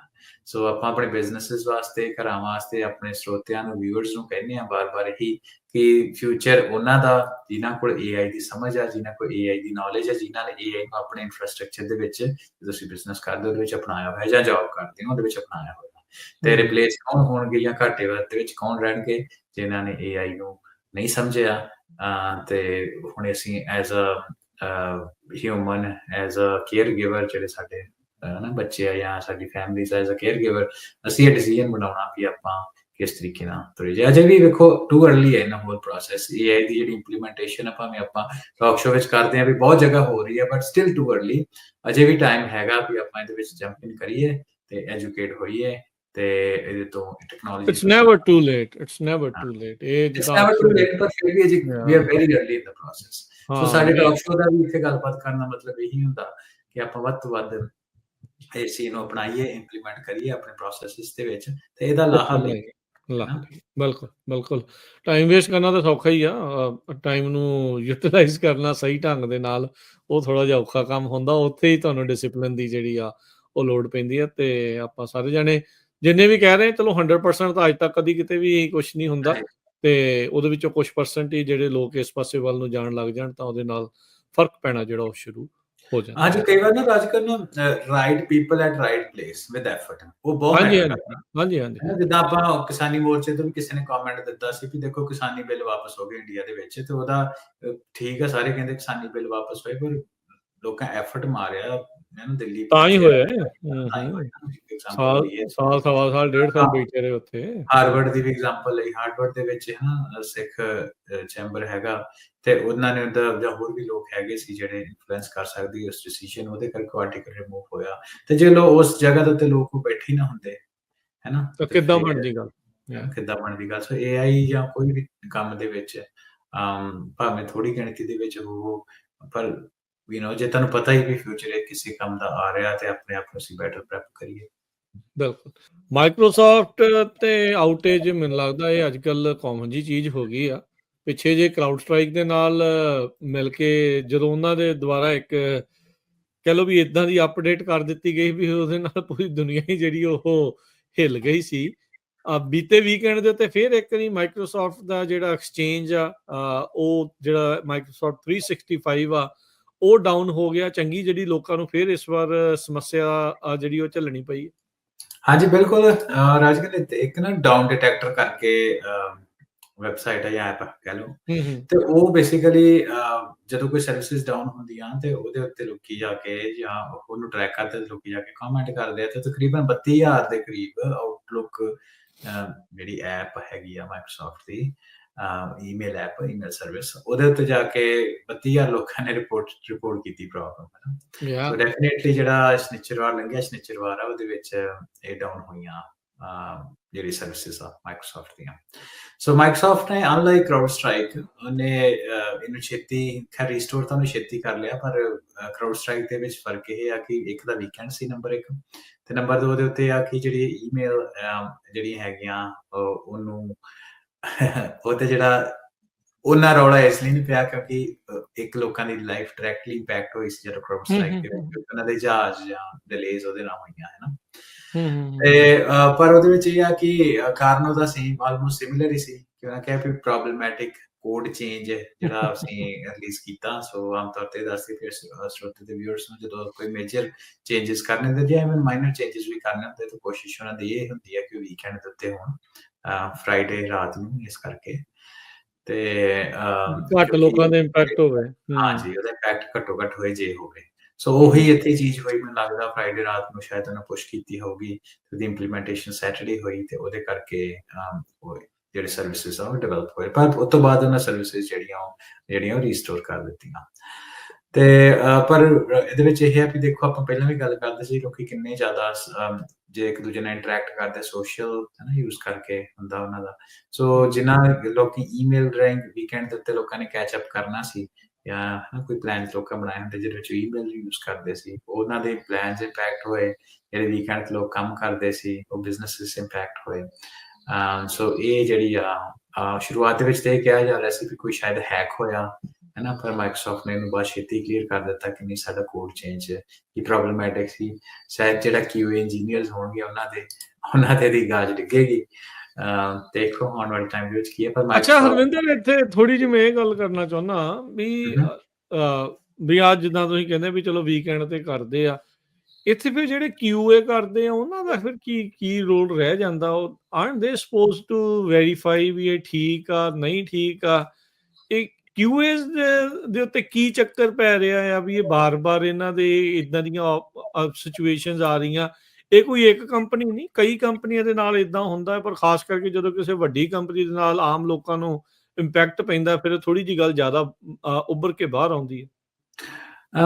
QA ਆਪਣੇ ਸਰੋਤਿਆਂ ਦੇ ਵਿਊਅਰਸ ਲਈ ਦੱਸ ਦਈਏ, QA stands for quality assurance ਹੈ ਨਾ। ਕੋਈ ਵੀ ਆਪਾਂ ਕੰਮ ਕਰਦੇ ਆ ਉਹਦੇ ਵਿੱਚ ਬਾਅਦ ਵਿੱਚ ਉਹਦੀ ਕ੍ਰਾਸ ਚੈਕਿੰਗ ਹੁੰਦੀ ਹੈ, ਟੈਸਟਿੰਗ ਹੁੰਦੀ ਹੈ, ਉਹਦੇ ਵਿੱਚ ਇੱਕ ਪ੍ਰੋਪਰ QA ਸਟ੍ਰੈਟਜੀ ਹੁੰਦੀ ਹੈ, QA ਟੀਮਸ ਹੁੰਦੀਆਂ ਜਿਨ੍ਹਾਂ ਦਾ ਕੰਮ ਹੀ ਹੁੰਦਾ ਕਿ ਜਿਹੜਾ ਕੋਡ ਲਿਖਿਆ ਉਹਦੇ ਹਿਸਾਬ ਨਾਲ ਉਹਨੂੰ ਵੈਲੀਡੇਟ ਕਰਨਾ ਤੇ ਟੂ ਮੇਕ ਸ਼ੋਰ ਕਿ ਉਹ ਕੰਮ ਕਰ ਰਿਹਾ ਜਿਹਦੇ ਲਈ ਉਹਨੂੰ ਕੋਡ ਨੂੰ ਲਿਖਿਆ ਗਿਆ, ਤੇ ਉਹਦੇ ਨੈਗੇਟਿਵ ਵੈਲੀਡੇਸ਼ਨ ਵੀ ਕਰਦੇ ਨੇ। ਨੈਗੇਟਿਵ ਵੈਲੀਡੇਸ਼ਨ ਅੱਖਰ ਵਰਤਦੇ ਆ ਅਸੀਂ, ਵਰਡ ਯੂਜ਼ ਕਰਦੇ ਆ, ਜਿਹਦੇ ਕਰਕੇ ਉਹਨਾਂ ਕੋਲ ਸਿਨੈਰੀਓ ਦੇ ਵਿੱਚੋਂ ਕੱਢਿਆ ਜਾਂਦਾ ਕੋਡ ਨੂੰ, ਹਾਈਪੋਥੈਟੀਕਲ ਸਿਨੈਰੀਓ ਦੇ ਵਿੱਚ ਵੀ ਜਿਹੜੇ ਕੰਮਾਂ ਦੇ ਲਈ ਕੋਡ ਨੇ ਫੇਲ ਹੋਣਾ, ਫੇਲ ਵੀ ਹੋ ਰਿਹਾ ਕਿ ਨਹੀਂ।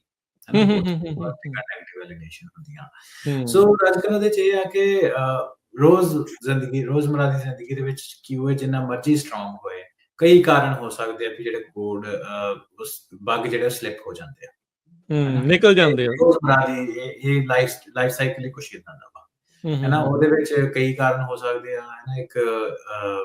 ਇੱਕ ਇਹ ਆ ਵੀ ਕੋਈ ਇੰਨਾ ਕੀ ਜ਼ਿਆਦਾ ਕਾਰਨਰ ਕੇਸ ਬਣ ਗਿਆ ਜਿਹੜਾ ਪਹਿਲਾਂ ਕਦੇ ਆਪਾਂ ਕਿਸੇ ਨੇ ਸੋਚਿਆ ਹੀ ਨਹੀਂ ਹੈ ਨਾ। ਪਾਰਟਿਕੂਲਰ ਸਿਨੈਰੀਓ ਬਣ ਜਾਂਦੇ ਰੀਅਲ ਵਰਲਡ ਦੇ ਵਿੱਚ। ਕੋਈ ਟੈਸਟ ਕੇਸ ਆਪ ਬਣਾਉਣੇ ਪੈਂਦੇ ਆ ਨਾ ਇਹਦੇ ਵਿੱਚ। ਜਿਹੜੇ ਵੀ ਟੈਸਟਿੰਗ ਵਾਲੇ ਉਹ ਬੰਦੇ ਉਹਨਾਂ ਨੂੰ ਪਤਾ ਵੀ ਟੈਸਟ ਕੇਸ ਆਪ ਬਣਾਉਣੇ, ਆਪ ਸੋਚਣਾ, ਕ੍ਰੀਏਟੀਵਿਟੀ ਚਾਹੀਦੀ ਆ ਇਹਦੇ ਵਿੱਚ ਵੀ ਕਿਹੜੀਆਂ ਚੀਜ਼ਾਂ ਹੋ ਸਕਦੀਆਂ ਜੀ। ਹਾਂਜੀ, ਤੇ ਦੂਸਰਾ ਇਹ ਆ ਵੀ ਇਹਦੇ ਵਿੱਚ ਉਹ ਵੀ ਕੋਈ ਦੋ ਰਾਵਾਂ ਨੇ ਵੀ ਕਈ ਵਾਰ ਜਿਹੜੇ ਬੰਦੇ ਆ ਉਹ ਵੀ ਸਲੈਕ ਕਰ ਜਾਂਦੇ, ਲਾਈਕ ਰੈਗੂਲਰ ਪ੍ਰੋਡਕਸ਼ਨ ਤੇ ਵਰਕ ਵਿੱਚ ਉਹਦੇ ਵਿੱਚ ਵੀ ਸਲੈਕ ਕਰ ਜਾਂਦੇ ਆ। ਕਈ ਵਾਰ ਅੰਡਰ ਪ੍ਰੈਸ਼ਰ ਹੁੰਦੇ ਆ ਕਈ ਚੀਜ਼ ਨੂੰ ਰਿਲੀਜ਼ ਕਰਨ ਦੇ ਵਿੱਚ ਉਹਦਾ ਜ਼ੋਰ ਲੱਗ ਜਾਂਦਾ।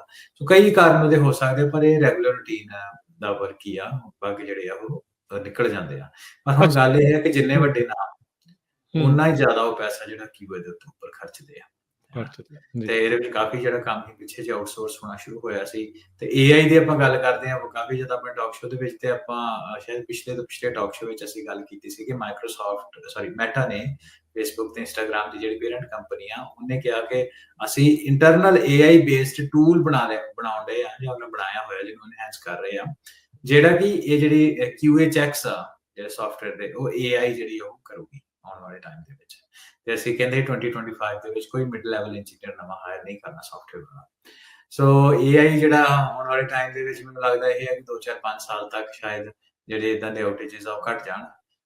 ਪਰ ਗੱਲ ਇਹ ਹੈ ਨਾ ਕਿ ਜਿਉਂ ਐਡਵਾਂਸ ਹੋ ਰਹੀ ਟੈਕਨੋਲੋਜੀ, ਉਹਦੇ ਨਾਲ ਜਿਹੜੇ ਰੀਅਲ ਲਾਈਫ ਸਿਨੈਰੀਓਜ਼ ਆ ਉਹ ਵੀ ਜ਼ਿਆਦਾ ਤੋਂ ਜ਼ਿਆਦਾ ਕੰਪਲੈਕਸ ਹੁੰਦੇ ਜਾ ਰਹੇ ਜੀ। ਅੱਛਾ, ਮਾਈਕਰੋਸਾਫਟ ਦੀ ਗੱਲ ਕਰ ਲਈਏ, ਸਕਾਈਪ ਬੰਦ ਕਰਨ ਜਾ ਰਹੇ ਆ ਇਹਨਾਂ ਨੇ। ਇੱਕ ਕਹਿ ਲਓ ਵੀ ਦੁਨੀਆ ਦੇ ਵਿੱਚ ਇੱਕ ਟਾਈਮ ਦੇ ਸ਼ੁਰੂਆਤੀ ਦੌਰ ਦੇ ਵਿੱਚ ਵੀਡੀਓ ਕਾਲਸ ਦੀ ਜਿਹੜੀ ਦੌਰ ਚਲਾਇਆ ਸੀਗਾ, ਉਹ ਚੱਲਿਆ। ਫਿਰ ਕੋਵਿਡ ਜਦੋਂ ਆਇਆ ਉਦੋਂ ਜ਼ੂਮ ਨੇ ਬਹੁਤ ਚੜ੍ਹਾਈ ਕੀਤੀ, ਸਕਾਈਪ ਵਿਚਾਰਾ ਕਿਤੇ ਪਿੱਛੇ ਰਹਿ ਗਿਆ। ਇਹ ਸਕਾਈਪ ਮਈ 2025 ਦੇ ਵਿੱਚ ਪੱਕੇ ਤੌਰ ਦੇ ਉੱਤੇ ਬੰਦ ਕਰਨ ਜਾ ਰਹੇ ਆ, ਕਹਿੰਦੇ ਟੀਮਸ ਨੂੰ ਅਪਣਾਓ, ਟੀਮਸ ਟੇਕ ਓਵਰ ਕਰ ਲੇਗੀ ਜੀ। ਸੋ ਸਕਾਈਪ ਵਾਕਈ ਜਿਹੜੇ ਸਾਡੀ ਜਨਰੇਸ਼ਨ ਦੇ ਨਾ ਹੈਗੇ ਆ, ਉਹਨਾਂ ਦੇ ਲਈ ਸਕਾਈਪ ਇੱਕ ਵੱਡੀ ਐਪ ਹੈਗੀ ਆ। ਹਨਾ, ਅਸੀਂ ਦੇਖਿਆ ਕਿ ਜਦੋਂ ਪਹਿਲੇ ਟਾਈਮਾਂ ਦੇ ਵਿੱਚ ਅਸੀਂ ਫੋਨ ਕਰਦੇ ਹੁੰਦੇ ਸੀ ਦੂਰ ਦਰਾਡੇ, ਖਾਸ ਤੌਰ ਦੇ ਉੱਤੇ ਉਸ ਉਮਰ ਦੇ ਵਿੱਚ ਜਦੋਂ ਅਸੀਂ ਇਹਨਾਂ ਦੇਸ਼ਾਂ ਦੇ ਵਿੱਚ ਆਏ ਤੇ ਇੱਥੋਂ ਪੰਜਾਬ ਦੇ ਵਿੱਚ ਕਾਲ ਕਰਨੀ ਹੁੰਦੀ ਸੀ ਜਾਂ ਕੈਨੇਡਾ ਕਾਲ ਕਰਨੀ ਹੁੰਦੀ ਸੀ, ਤੇ ਆਪਾਂ ਦੇ ਨਾ ਪੈਸੇ ਲੱਗਦੇ ਹੁੰਦੇ ਬਹੁਤ। ਸੋ ਉਹਦੀ ਜਿਹੜੀ ਉਹਦਾ ਹੱਲ ਕੱਢਣ ਦੇ ਵਾਸਤੇ ਇੱਕ IP ਬੇਸਡ ਵੀਡੀਓ ਤੇ ਫੋਨ ਵਾਇਸ ਕਾਲ ਦੇ ਵਾਸਤੇ ਕਨਸੈਪਟ ਸ਼ੁਰੂ ਹੋਇਆ ਸੀ, ਜਿਹਨੂੰ ਵੀਡੀਓ ਫੋਨ ਹੀ ਕਹਿਣ ਲੱਗੇ ਸੀ ਪਹਿਲੇ ਦਿਨਾਂ। ਹਨਾ, ਦੋ ਕੰਮ ਪ੍ਰਾਇਮਰੀਲੀ ਕਰਦਾ ਹੁੰਦਾ ਸੀ, ਇੱਕ ਵਾਇਸ ਕਾਲ, ਇੱਕ ਵੀਡੀਓ ਕਾਲ। ਤੇ ਤੁਸੀਂ ਟੈਕਸਟ ਵੀ ਕਰ ਸਕਦੇ, ਜਿੱਦਾਂ ਅੱਜ ਕੱਲ੍ਹ ਅਸੀਂ WhatsApp ਦੇ ਉੱਪਰ ਕਰਦੇ। WhatsApp ਨੇ ਵੀ ਵੈਸੇ ਤਾਂ ਕਾਫੀ ਸ਼ੇਅਰ ਲਿਆ over the period of time. ਤੇ ਪਰ ਇਹ ਬਹੁਤ ਇੱਕ ਸ਼ਾਨਦਾਰ ਐਪ ਸੀ ਜਿਹੜੀ ਪਾਇਓਨੀਅਰ ਸੀ ਇਸ ਕੰਮ ਦੇ ਵਿੱਚ। ਹੈ ਨਾ, ਪਹਿਲੀਆਂ ਵਿੱਚੋਂ ਸੀ। ਅਗਸਤ 2003 ਦੇ ਵਿੱਚ ਪਹਿਲਾ ਇਹਦਾ ਵਰਜ਼ਨ ਰਿਲੀਜ਼ ਹੋਇਆ ਸੀ। ਤੇ ਇਹ ਛੇਤੀ ਚੜਾਈ ਦੇ ਵਿੱਚ ਆ ਗਈ ਸੀ, ਹਨਾ, ਕਿਉਂਕਿ P2P ਉਦੋਂ ਕਹਿੰਦੇ ਹੁੰਦੇ ਸੀ, ਪੁਆਇੰਟ ਟੂ ਪੁਆਇੰਟ ਜਿਹੜੀ ਪ੍ਰੋਟੋਕਾਲ ਆ ਉਸ ਹਿਸਾਬ ਦੇ ਨਾਲ ਚਲਾਉਂਦੇ ਸੀ। ਤੇ 2.6 ਬਿਲੀਅਨ ਦੇ ਵਿੱਚ eBay ਨੇ ਲੈ ਲਈ ਸੀ। ਤੇ ਪਰ 2009 ਸਤੰਬਰ ਦੇ ਵਿੱਚ ਫਿਰ Canada pension plan investment board, ਹੈ ਨਾ, ਤੇ ਇਹਨੇ 65% ਸਕਾਈਪ ਦਾ ਹਿੱਸਾ ਲੈ ਲਿਆ eBay ਤੋਂ, ਹੈ ਨਾ। ਤੇ ਉਹਦੇ ਨਾਲ ਇਹਦੀ ਜਿਹੜੀ ਗੱਲਬਾਤ ਉਹ ਗਾਂ ਚੱਲਦੀ ਰਹੀ। ਤੇ ਮਾਈਕਰੋਸਾਫਟ ਨੇ 2011 ਦੇ ਵਿੱਚ ਇਹ ਜਿਹੜਾ ਇਹਨੂੰ ਟੇਕ ਓਵਰ ਕਰ ਲਿਆ ਸੀ। ਸੋ ਇਵੈਂਚੁਅਲੀ ਉਸ ਤੋਂ ਬਾਅਦ ਉਹਦੇ ਵਿੱਚ ਕੁਝ ਚੇਂਜਸ ਜਿਹੜੇ ਉਹ ਕਰਦੇ ਰਹੇ, ਹਨਾ, ਇਹਨੂੰ ਉਹਨੇ ਆਪਣੇ ਸਿਸਟਮ ਦੇ ਵਿੱਚ ਇੰਟੀਗ੍ਰੇਟ ਕਰ ਦਿੱਤਾ ਸਕਾਈਪ ਦੇ ਵਿੱਚ। ਪਰ ਮੈਨੂੰ ਲੱਗਦਾ ਜਿੰਨਾ ਕਿ ਮੈਂ ਦੇਖਿਆ, ਕਿਉਂਕਿ ਮਾਈਕਰੋਸਾਫਟ ਦੀ ਐਪਲੀਕੇਸ਼ਨਸ ਨੂੰ ਮੈਨੂੰ ਯੂਜ਼ ਕਰਦੇ ਆ ਤਕਰੀਬਨ, ਹਨਾ, 1997-98 ਤੋਂ ਮੈਂ ਵੀ ਯੂਜ਼ ਕਰਦਾ। ਸੋ ਉਹਦੇ ਤੋਂ ਇਹਦੀ ਜਿਹੜੀ ਇੰਟੀਗ੍ਰੇਸ਼ਨ ਉਹ ਚੰਗੀ ਤਰ੍ਹਾਂ ਹੋ ਨਹੀਂ ਸਕੀ ਸਕਾਈਪ ਦੀ। ਹੋਰ ਵੀ ਤੋਂ ਬਾਅਦ ਐਪਸ ਜਿਹੜੀਆਂ ਆਉਣੀਆਂ ਸ਼ੁਰੂ ਹੋ ਗਈਆਂ। WhatsApp ਨੇ ਕਾਫੀ ਵੱਡਾ ਹਿੱਸਾ ਜਿਹੜਾ ਉਹ ਲੈ ਲਿਆ, ਹੈ ਨਾ। ਤੇ Microsoft the in house grown tools ਵੀ ਇਹਨੇ ਕਾਫੀ ਵਧੀਆ ਡਿਵੈਲਪ ਕੀਤੇ, ਜਿਨ੍ਹਾਂ ਦੇ ਵਿੱਚ ਹੁਣ ਅਸੀਂ ਟੀਮਸ ਦੇਖਦੇ ਹਾਂ, ਜਿਹੜਾ ਉਹਨੇ ਮਾਈਕਰੋਸਾਫਟ ਨੇ ਹੁਣ ਕਿਹਾ ਕਿ ਇਹਨੂੰ ਅਸੀਂ ਜਿਹੜਾ ਉਹ ਰਿਲੀਜ਼ ਕਰਾਂਗੇ। ਸੋ ਆਪਾਂ ਥੋੜਾ ਜਿਹਾ, ਤੁਸੀਂ ਕੋਵਿਡ ਦੇ ਦੌਰਾਨ ਗੱਲ ਕੀਤੀ, ਹੈ ਨਾ, ਤੇ ਆਪਾਂ ਦਾ ਕੁਝ ਡੇਟਾ ਦੇਖ ਲੈਂਦੇ ਹਾਂ ਕਿ ਜਦੋਂ 2003 ਦੇ ਵਿੱਚ ਇਹ ਰਿਲੀਜ਼ ਹੁੰਦਾ, ਹੈ ਨਾ, ਪੂਰੀ ਦੁਨੀਆ ਦੇ ਵਿੱਚ ਜਿਹੜਾ ਹਿੱਟ ਹੁੰਦੀ ਹੈ। 2005 ਦੇ ਵਿੱਚ ਦੁਨੀਆ ਦਾ 3% ਇੰਟਰਨੈਸ਼ਨਲ ਕਾਲ ਮਾਰਕੀਟ ਸ਼ੇਅਰ ਇਹ ਲੈ ਗਈ ਸੀ ਸਕਾਈਪ ਵਾਲੇ। 3 ਇਜ਼ ਅ ਹਿਊਜ ਨੰਬਰ, ਹੈ ਨਾ, ਕਿ 2 ਸਾਲ ਪੁਰਾਣੀ ਕੰਪਨੀਆਂ। 2006 ਦੇ ਵਿੱਚ ਉਹ ਵੱਧ ਕੇ 4.5% ਹੋ ਜਾਂਦਾ, ਤੇ 2006 ਤੋਂ ਲੈ ਕੇ 8 ਫਿਰ ਡਬਲ ਹੋ ਜਾਂਦਾ, ਤਕਰੀਬਨ 8%। ਸੋ ਇਹ ਵੱਧਦਾ ਹੀ ਗਿਆ। 2019 ਦੇ ਵਿੱਚ 12, 2010 ਦੇ ਵਿੱਚ 13%, 2012 ਦੇ ਵਿੱਚ ਜਦੋਂ ਮਾਈਕਰੋਸਾਫਟ ਨੇ ਇਹਨੂੰ ਬਾਏ ਕੀਤਾ ਰਾਜਕਰਨ, ਤੇ ਦੁਨੀਆ ਦਾ 33%, ਯਾਨੀ ਕਿ 1/3 ਦੁਨੀਆ ਸਕਾਈਪ ਵਰਤਦੀ ਸੀ, ਹੈ ਨਾ, ਮਾਰਕੀਟ ਸ਼ੇਅਰ ਦੇ ਹਿਸਾਬ ਦੇ ਨਾਲ। 2013 ਚ ਵੱਧਦਾ ਗਿਆ 36%, ਤੇ 2014 ਦੇ ਵਿੱਚ ਦੁਨੀਆ ਭਰ ਦੇ ਵਿੱਚ 40% ਲੋਕੀ ਜਿਹੜੇ ਮਾਰਕੀਟ ਸ਼ੇਅਰ ਸਕਾਈਪ ਯੂਜ਼ ਕਰਦੇ ਸੀ। ਪਰ ਉਸ ਤੋਂ ਬਾਅਦ, ਕਿਉਂਕਿ 2015 ਤੋਂ ਬਾਅਦ ਅਸੀਂ ਦੇਖਿਆ WhatsApp ਜਾਂ ਹੋਰ ਐਪਲੀਕੇਸ਼ਨਸ ਬਹੁਤ ਆਈਆਂ, ਤੇ ਉਹਦੇ ਕਰਕੇ ਤੇ ਜਿਹੜਾ ਸਕਾਈਪ ਆ ਕੁਝ ਟਾਈਮ ਤੇ ਸਟੈਡੀ ਰਿਹਾ। ਮਾਰਚ 2020 ਦੇ ਵਿੱਚ ਜਦੋਂ ਕੋਵਿਡ ਹੋਇਆ, ਉਹਦੇ ਵਿੱਚ ਵੀ 100 ਮਿਲੀਅਨ ਦੇ ਕਰੀਬ ਜਿਹੜੇ ਲੋਕੀ ਆ ਉਹ ਇਹਨੂੰ ਇੱਕ ਵਾਰੀ ਘੱਟੋ ਘੱਟ ਮਹੀਨੇ ਦੇ ਵਿੱਚ ਵਰਤਦੇ ਸੀ, ਤੇ 40 ਮਿਲੀਅਨ ਲੋਕ ਸਾਨੂੰ ਹਰ ਰੋਜ਼ ਹੀ ਵਰਤਦੇ ਸੀ।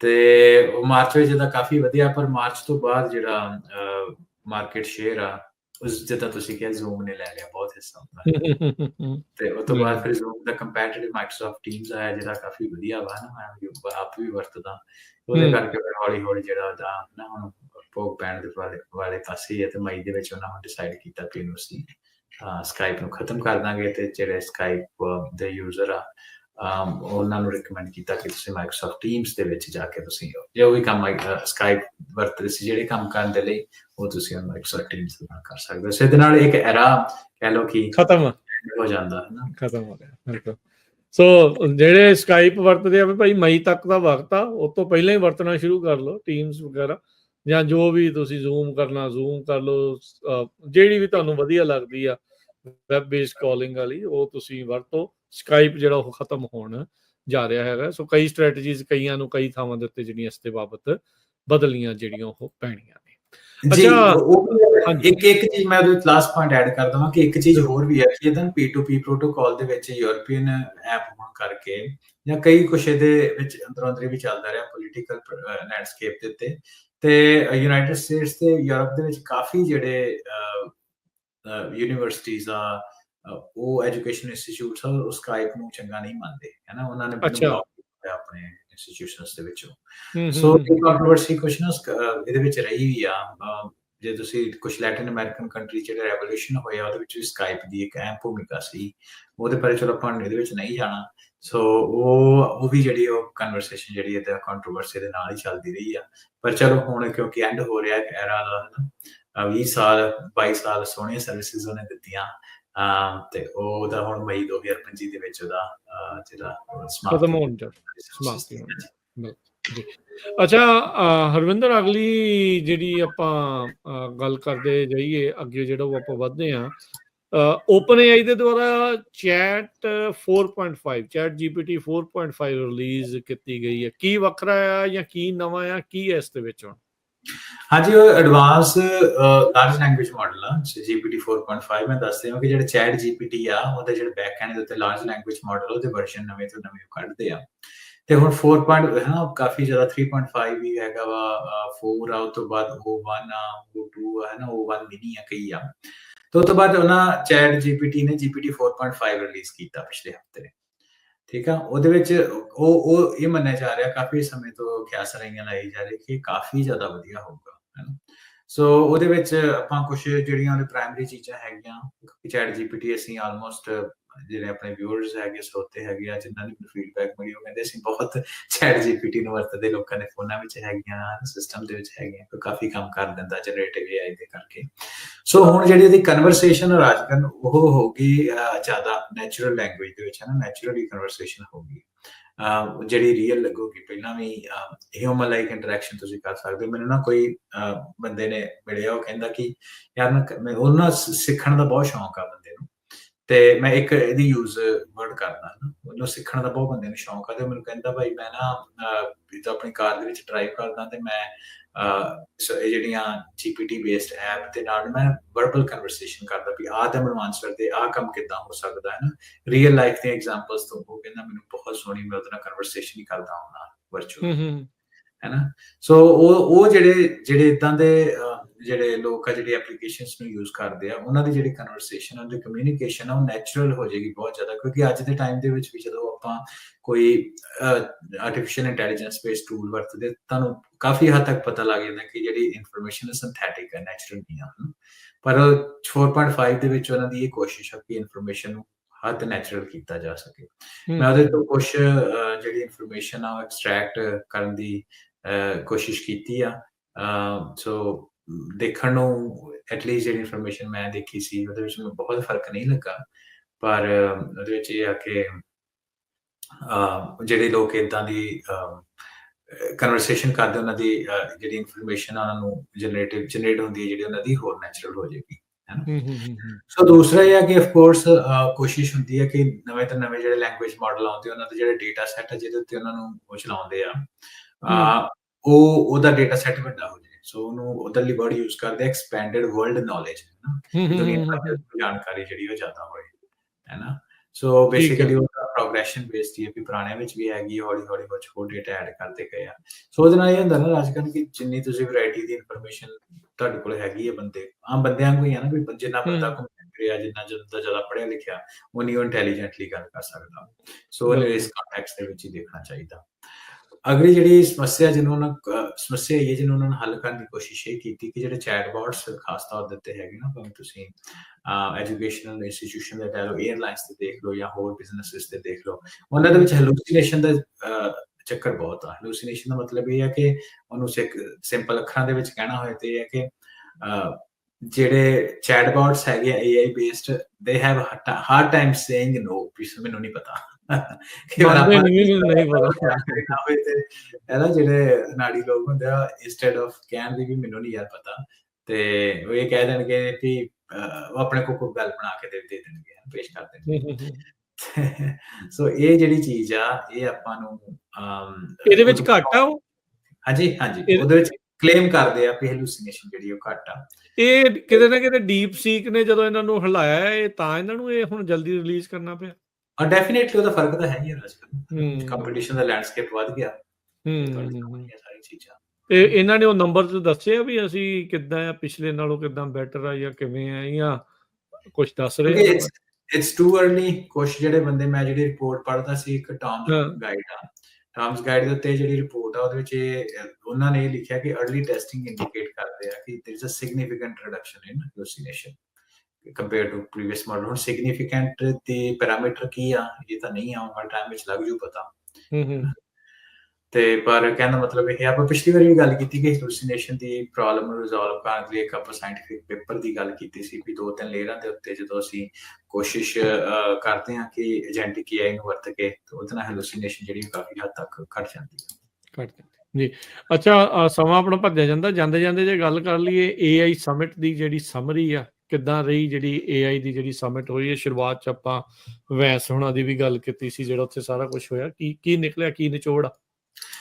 ਨਿਚੋੜ ਰਾਜਕਰ ਜਿਹੜਾ ਫਰਵਰੀ 10 ਤੋਂ ਲੈ ਕੇ 12 ਤੱਕ 2025 ਤੱਕ ਪੈਰਿਸ ਦੇ ਵਿੱਚ AI ਸਮਿਟ ਹੋਈ ਸੀ, ਉਹਦੇ ਵਿੱਚ ਜਿਹੜੀ ਕੋਸ਼ਿਸ਼ ਸੀ, ਉਹਦਾ ਜਿਹੜਾ ਏਜੰਡਾ ਲੈ ਕੇ ਸਾਹਮਣੇ ਆਏ ਸੀ, ਉਹ ਹੈਗਾ ਸੀ ਕਿ future of AI intelligence governance, risk mitigation ਤੇ ਇੰਟਰਨੈਸ਼ਨਲ ਕੋਆਪਰੇਸ਼ਨ। ਇਹਦੇ ਬਾਰੇ ਗੱਲਬਾਤ ਕੀਤੀ ਸੀ। ਮੈਂ ਦੱਸ ਰਿਹਾ, ਆਪਾਂ ਪਹਿਲਾਂ ਵੀ ਗੱਲ ਕੀਤੀ ਸੀ ਕਿ ਪੂਰੀ ਦੁਨੀਆ ਦੇ ਜਿਹੜੇ ਵੱਡੇ ਨਾਮ ਆ, ਜਿਹੜੇ ਨੇਸ਼ਨਸ ਆ, ਜਾਂ ਨੇਸ਼ਨਸ ਤੋਂ ਵੀ ਵੱਡੇ, ਜਿੱਦਾਂ ਅਫਰੀਕਨ ਗਰੁੱਪ ਆਫ ਕੰਟਰੀਜ਼ ਹੈਗੇ ਆ, ਉਹਨਾਂ ਦੇ ਵੀ, ਹਨਾ, ਉਹਨਾਂ ਨੇ ਇਹਦੇ ਉੱਤੇ ਬੈਠੇ ਤੇ ਗੱਲਾਂ ਬਾਤਾਂ, ਹਨਾ, ਉਹਨਾਂ ਦੀ ਹੋਈਆਂ। ਤੇ ਉਸ ਤੋਂ ਬਾਅਦ ਉਹਨਾਂ ਸਟੇਟਮੈਂਟ ਵੀ ਜਾਰੀ ਕੀਤੀ 60 ਦੇਸ਼ਾਂ ਤੇ ਸੁਪਰਨੈਸ਼ਨਲ ਆਰਗੇਨਾਈਜੇਸ਼ਨਸ ਹਨ। ਇਹ ਸੁਪਰਨੈਸ਼ਨਲ ਮੈਂ ਪਹਿਲਾਂ ਦੱਸਿਆ ਕਿ ਜਿੱਦਾਂ EU ਨੂੰ ਵੀ ਸੁਪਰਨੈਸ਼ਨਲ, ਵੀ ਜਿਸ ਮਲਟੀਪਲ ਦੇਸ਼ ਜਿਹੜੇ ਉਹ ਇਕੱਠੇ ਹੁੰਦੇ ਆ, ਇਸੇ ਤਰ੍ਹਾਂ ਅਫਰੀਕਨ ਯੂਨੀਅਨ। ਤੇ ਉਹਦੇ ਵਿੱਚ ਉਹਨਾਂ ਜਿਹੜੇ ਉਹ ਸਮਝੌਤੇ ਉੱਤੇ ਕੁਝ ਸਾਈਨ ਕੀਤੇ। ਆਪਾਂ ਪਹਿਲਾਂ ਹੀ ਗੱਲ ਕੀਤੀ, UK ਤੇ US ਨੇ ਉਹਦੇ ਉੱਤੇ ਸਾਈਨ ਨਹੀਂ ਕੀਤੇ, ਹਨਾ। ਤੇ ਉਹਦੇ ਵਿੱਚ ਜਿਹੜੇ ਆਪਾਂ, ਹਨਾ, ਪ੍ਰੈਜ਼ੀਡੈਂਟ ਜਿਹੜੇ ਅਮਰੀਕਨ ਵਾਈਸ ਪ੍ਰੈਜ਼ੀਡੈਂਟ JD ਵੈਂਸ ਦੀ ਗੱਲ ਕੀਤੀ ਸੀ, ਉਹਨਾਂ ਇਹ ਕਿਹਾ ਸੀ ਕਿ ਜਿਹੜਾ ਨਿਊ ਫਰੰਟੀਅਰ ਆਫ AI ਇਹਨੂੰ ਆਪਟੀਮਿਜ਼ਮ ਦੇ ਨਾਲ ਲਾਓ, ਨਾ ਕਿ ਟ੍ਰੈਪੀਡੇਸ਼ਨ ਦੇ ਨਾਲ, ਹਨਾ। ਤੇ ਵਰਡਸ ਦਾ ਹੇਰ-ਫੇਰ ਹੈ ਨਾ। ਤੇ ਉਹ ਇਹ ਕਹਿਣ ਦਾ ਮਤਲਬ ਇਹ ਹੈ ਵੀ ਜਿਹੜੇ ਇੰਟਰਨੈਸ਼ਨਲੀ ਰੈਗੂਲੇਟਰੀ ਰਿਜਾਈਮਸ ਆ, ਉਹ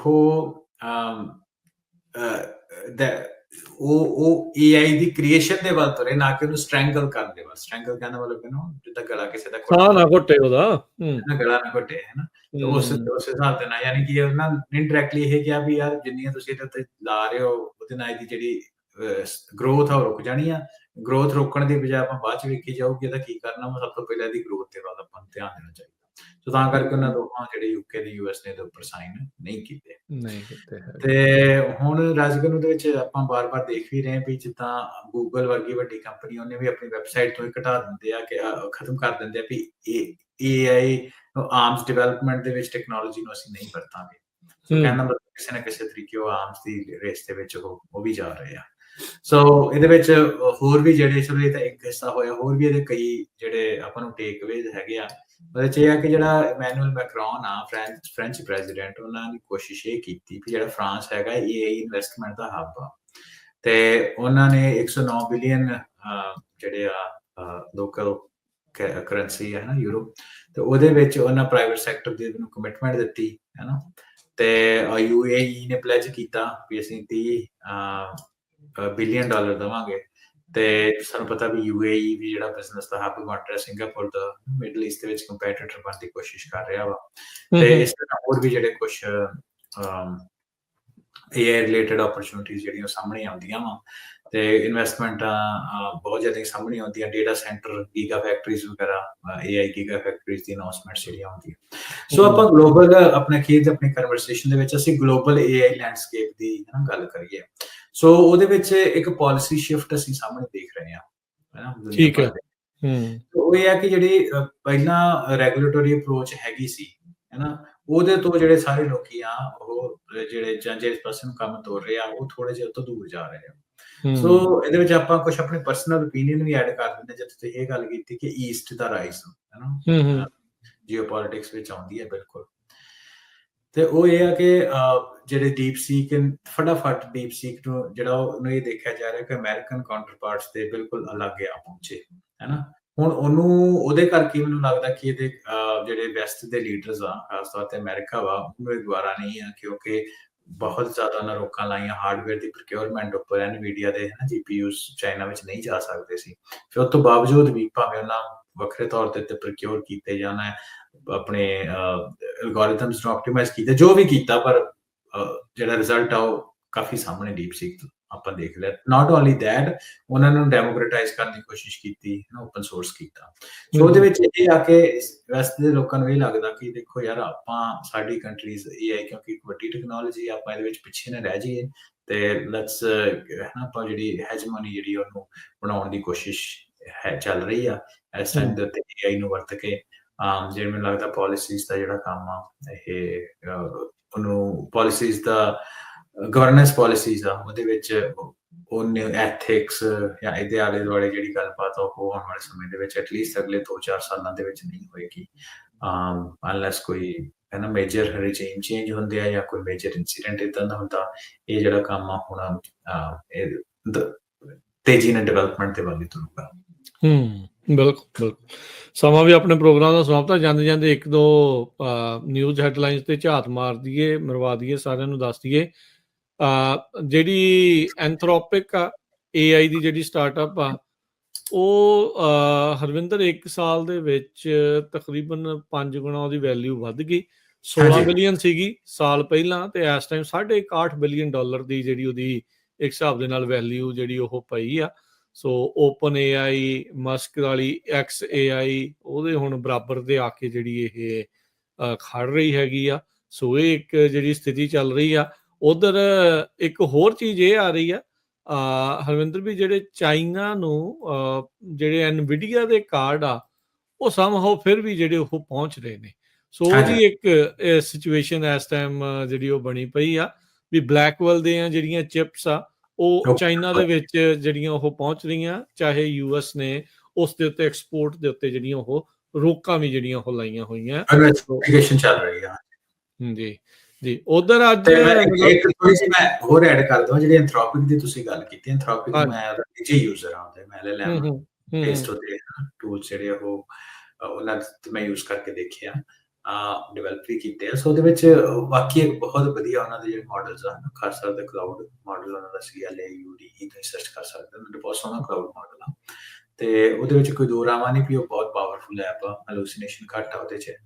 ਤੇ ਉਹ ਜਿਹੜੀ ਐਪ ਆਪਣੀ ਉਹਦੇ LLMs ਆ, ਉਹਨਾਂ ਕੋਲ ਇਨਫੋਰਮੇਸ਼ਨ ਬਹੁਤ। ਉਹੀ ਇੱਕ ਕਾਰਨ ਸੀ ਕਿ ਤੁਸੀਂ ਆਪਾਂ ਪਿਛਲੀ ਵਾਰੀ ਵੀ ਗੱਲ ਕੀਤੀ ਕਿ Amazon ਨੇ ਤਕਰੀਬਨ $7 ਬਿਲੀਅਨ ਉਹਦੇ ਤੇ ਇਨਵੈਸਟਮੈਂਟ ਕੀਤੀ ਸੀ, ਅਜੇ ਥੋੜੇ ਮਹੀਨੇ ਪਹਿਲਾਂ। ਤੇ ਉਹ ਇੱਕ ਵਾਕਈ ਪੋਟੈਂਸ਼ੀਅਲ ਰੱਖਦੀ ਹੈ ਵੱਡੀ ਕੰਪਨੀ, ਇਟਸ ਗੋਇੰਗ ਗੁੱਡ। ਤੇ ਉਹਦੇ ਵਿੱਚ ਇਹ ਹੈ ਕਿ ਇਨਵੈਸਟਮੈਂਟ ਦੇ ਵਿੱਚ ਵੀ AI ਦੇ ਰਿਲੇਟਡ ਕਾਫੀ ਓਪਰਚੁਨਿਟੀਜ਼ ਆ। ਆਲਰੇਡੀ ਵੈਸੇ ਇਹਨਾਂ ਦੇ ਸਟਾਕ ਕਾਫੀ ਇਨਫਲੇਟਡ ਆ, ਪਰ future sky is the limit with AI.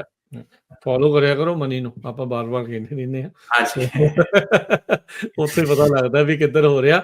ਉਧਰ TSMC ਨੇ $100 ਬਿਲੀਅਨ ਦੀ ਇਨਵੈਸਟਮੈਂਟ ਲਾਤੀ ਅੱਜ ਟਰੰਪ ਉਹਨਾਂ ਦੇ ਨਾਲ ਮਿਲ ਕੇ, ਵੀ ਕਹਿੰਦੇ ਵੀ ਸੈਮੀਕੰਡਕਟਰ ਮੈਨੂਫੈਕਚਰਿੰਗ 'ਚ ਤਾਈਵਾਨ ਸੈਮੀਕੰਡਕਟਰ ਮੈਨੂਫੈਕਚਰਿੰਗ ਵਾਲੇ $100 ਬਿਲੀਅਨ ਦੀ ਇਨਵੈਸਟਮੈਂਟ ਜਿਹੜੀ ਉਹ ਕਰਨ ਜਿਹੜੇ ਉਹ ਜਾ ਰਹੇ ਆ।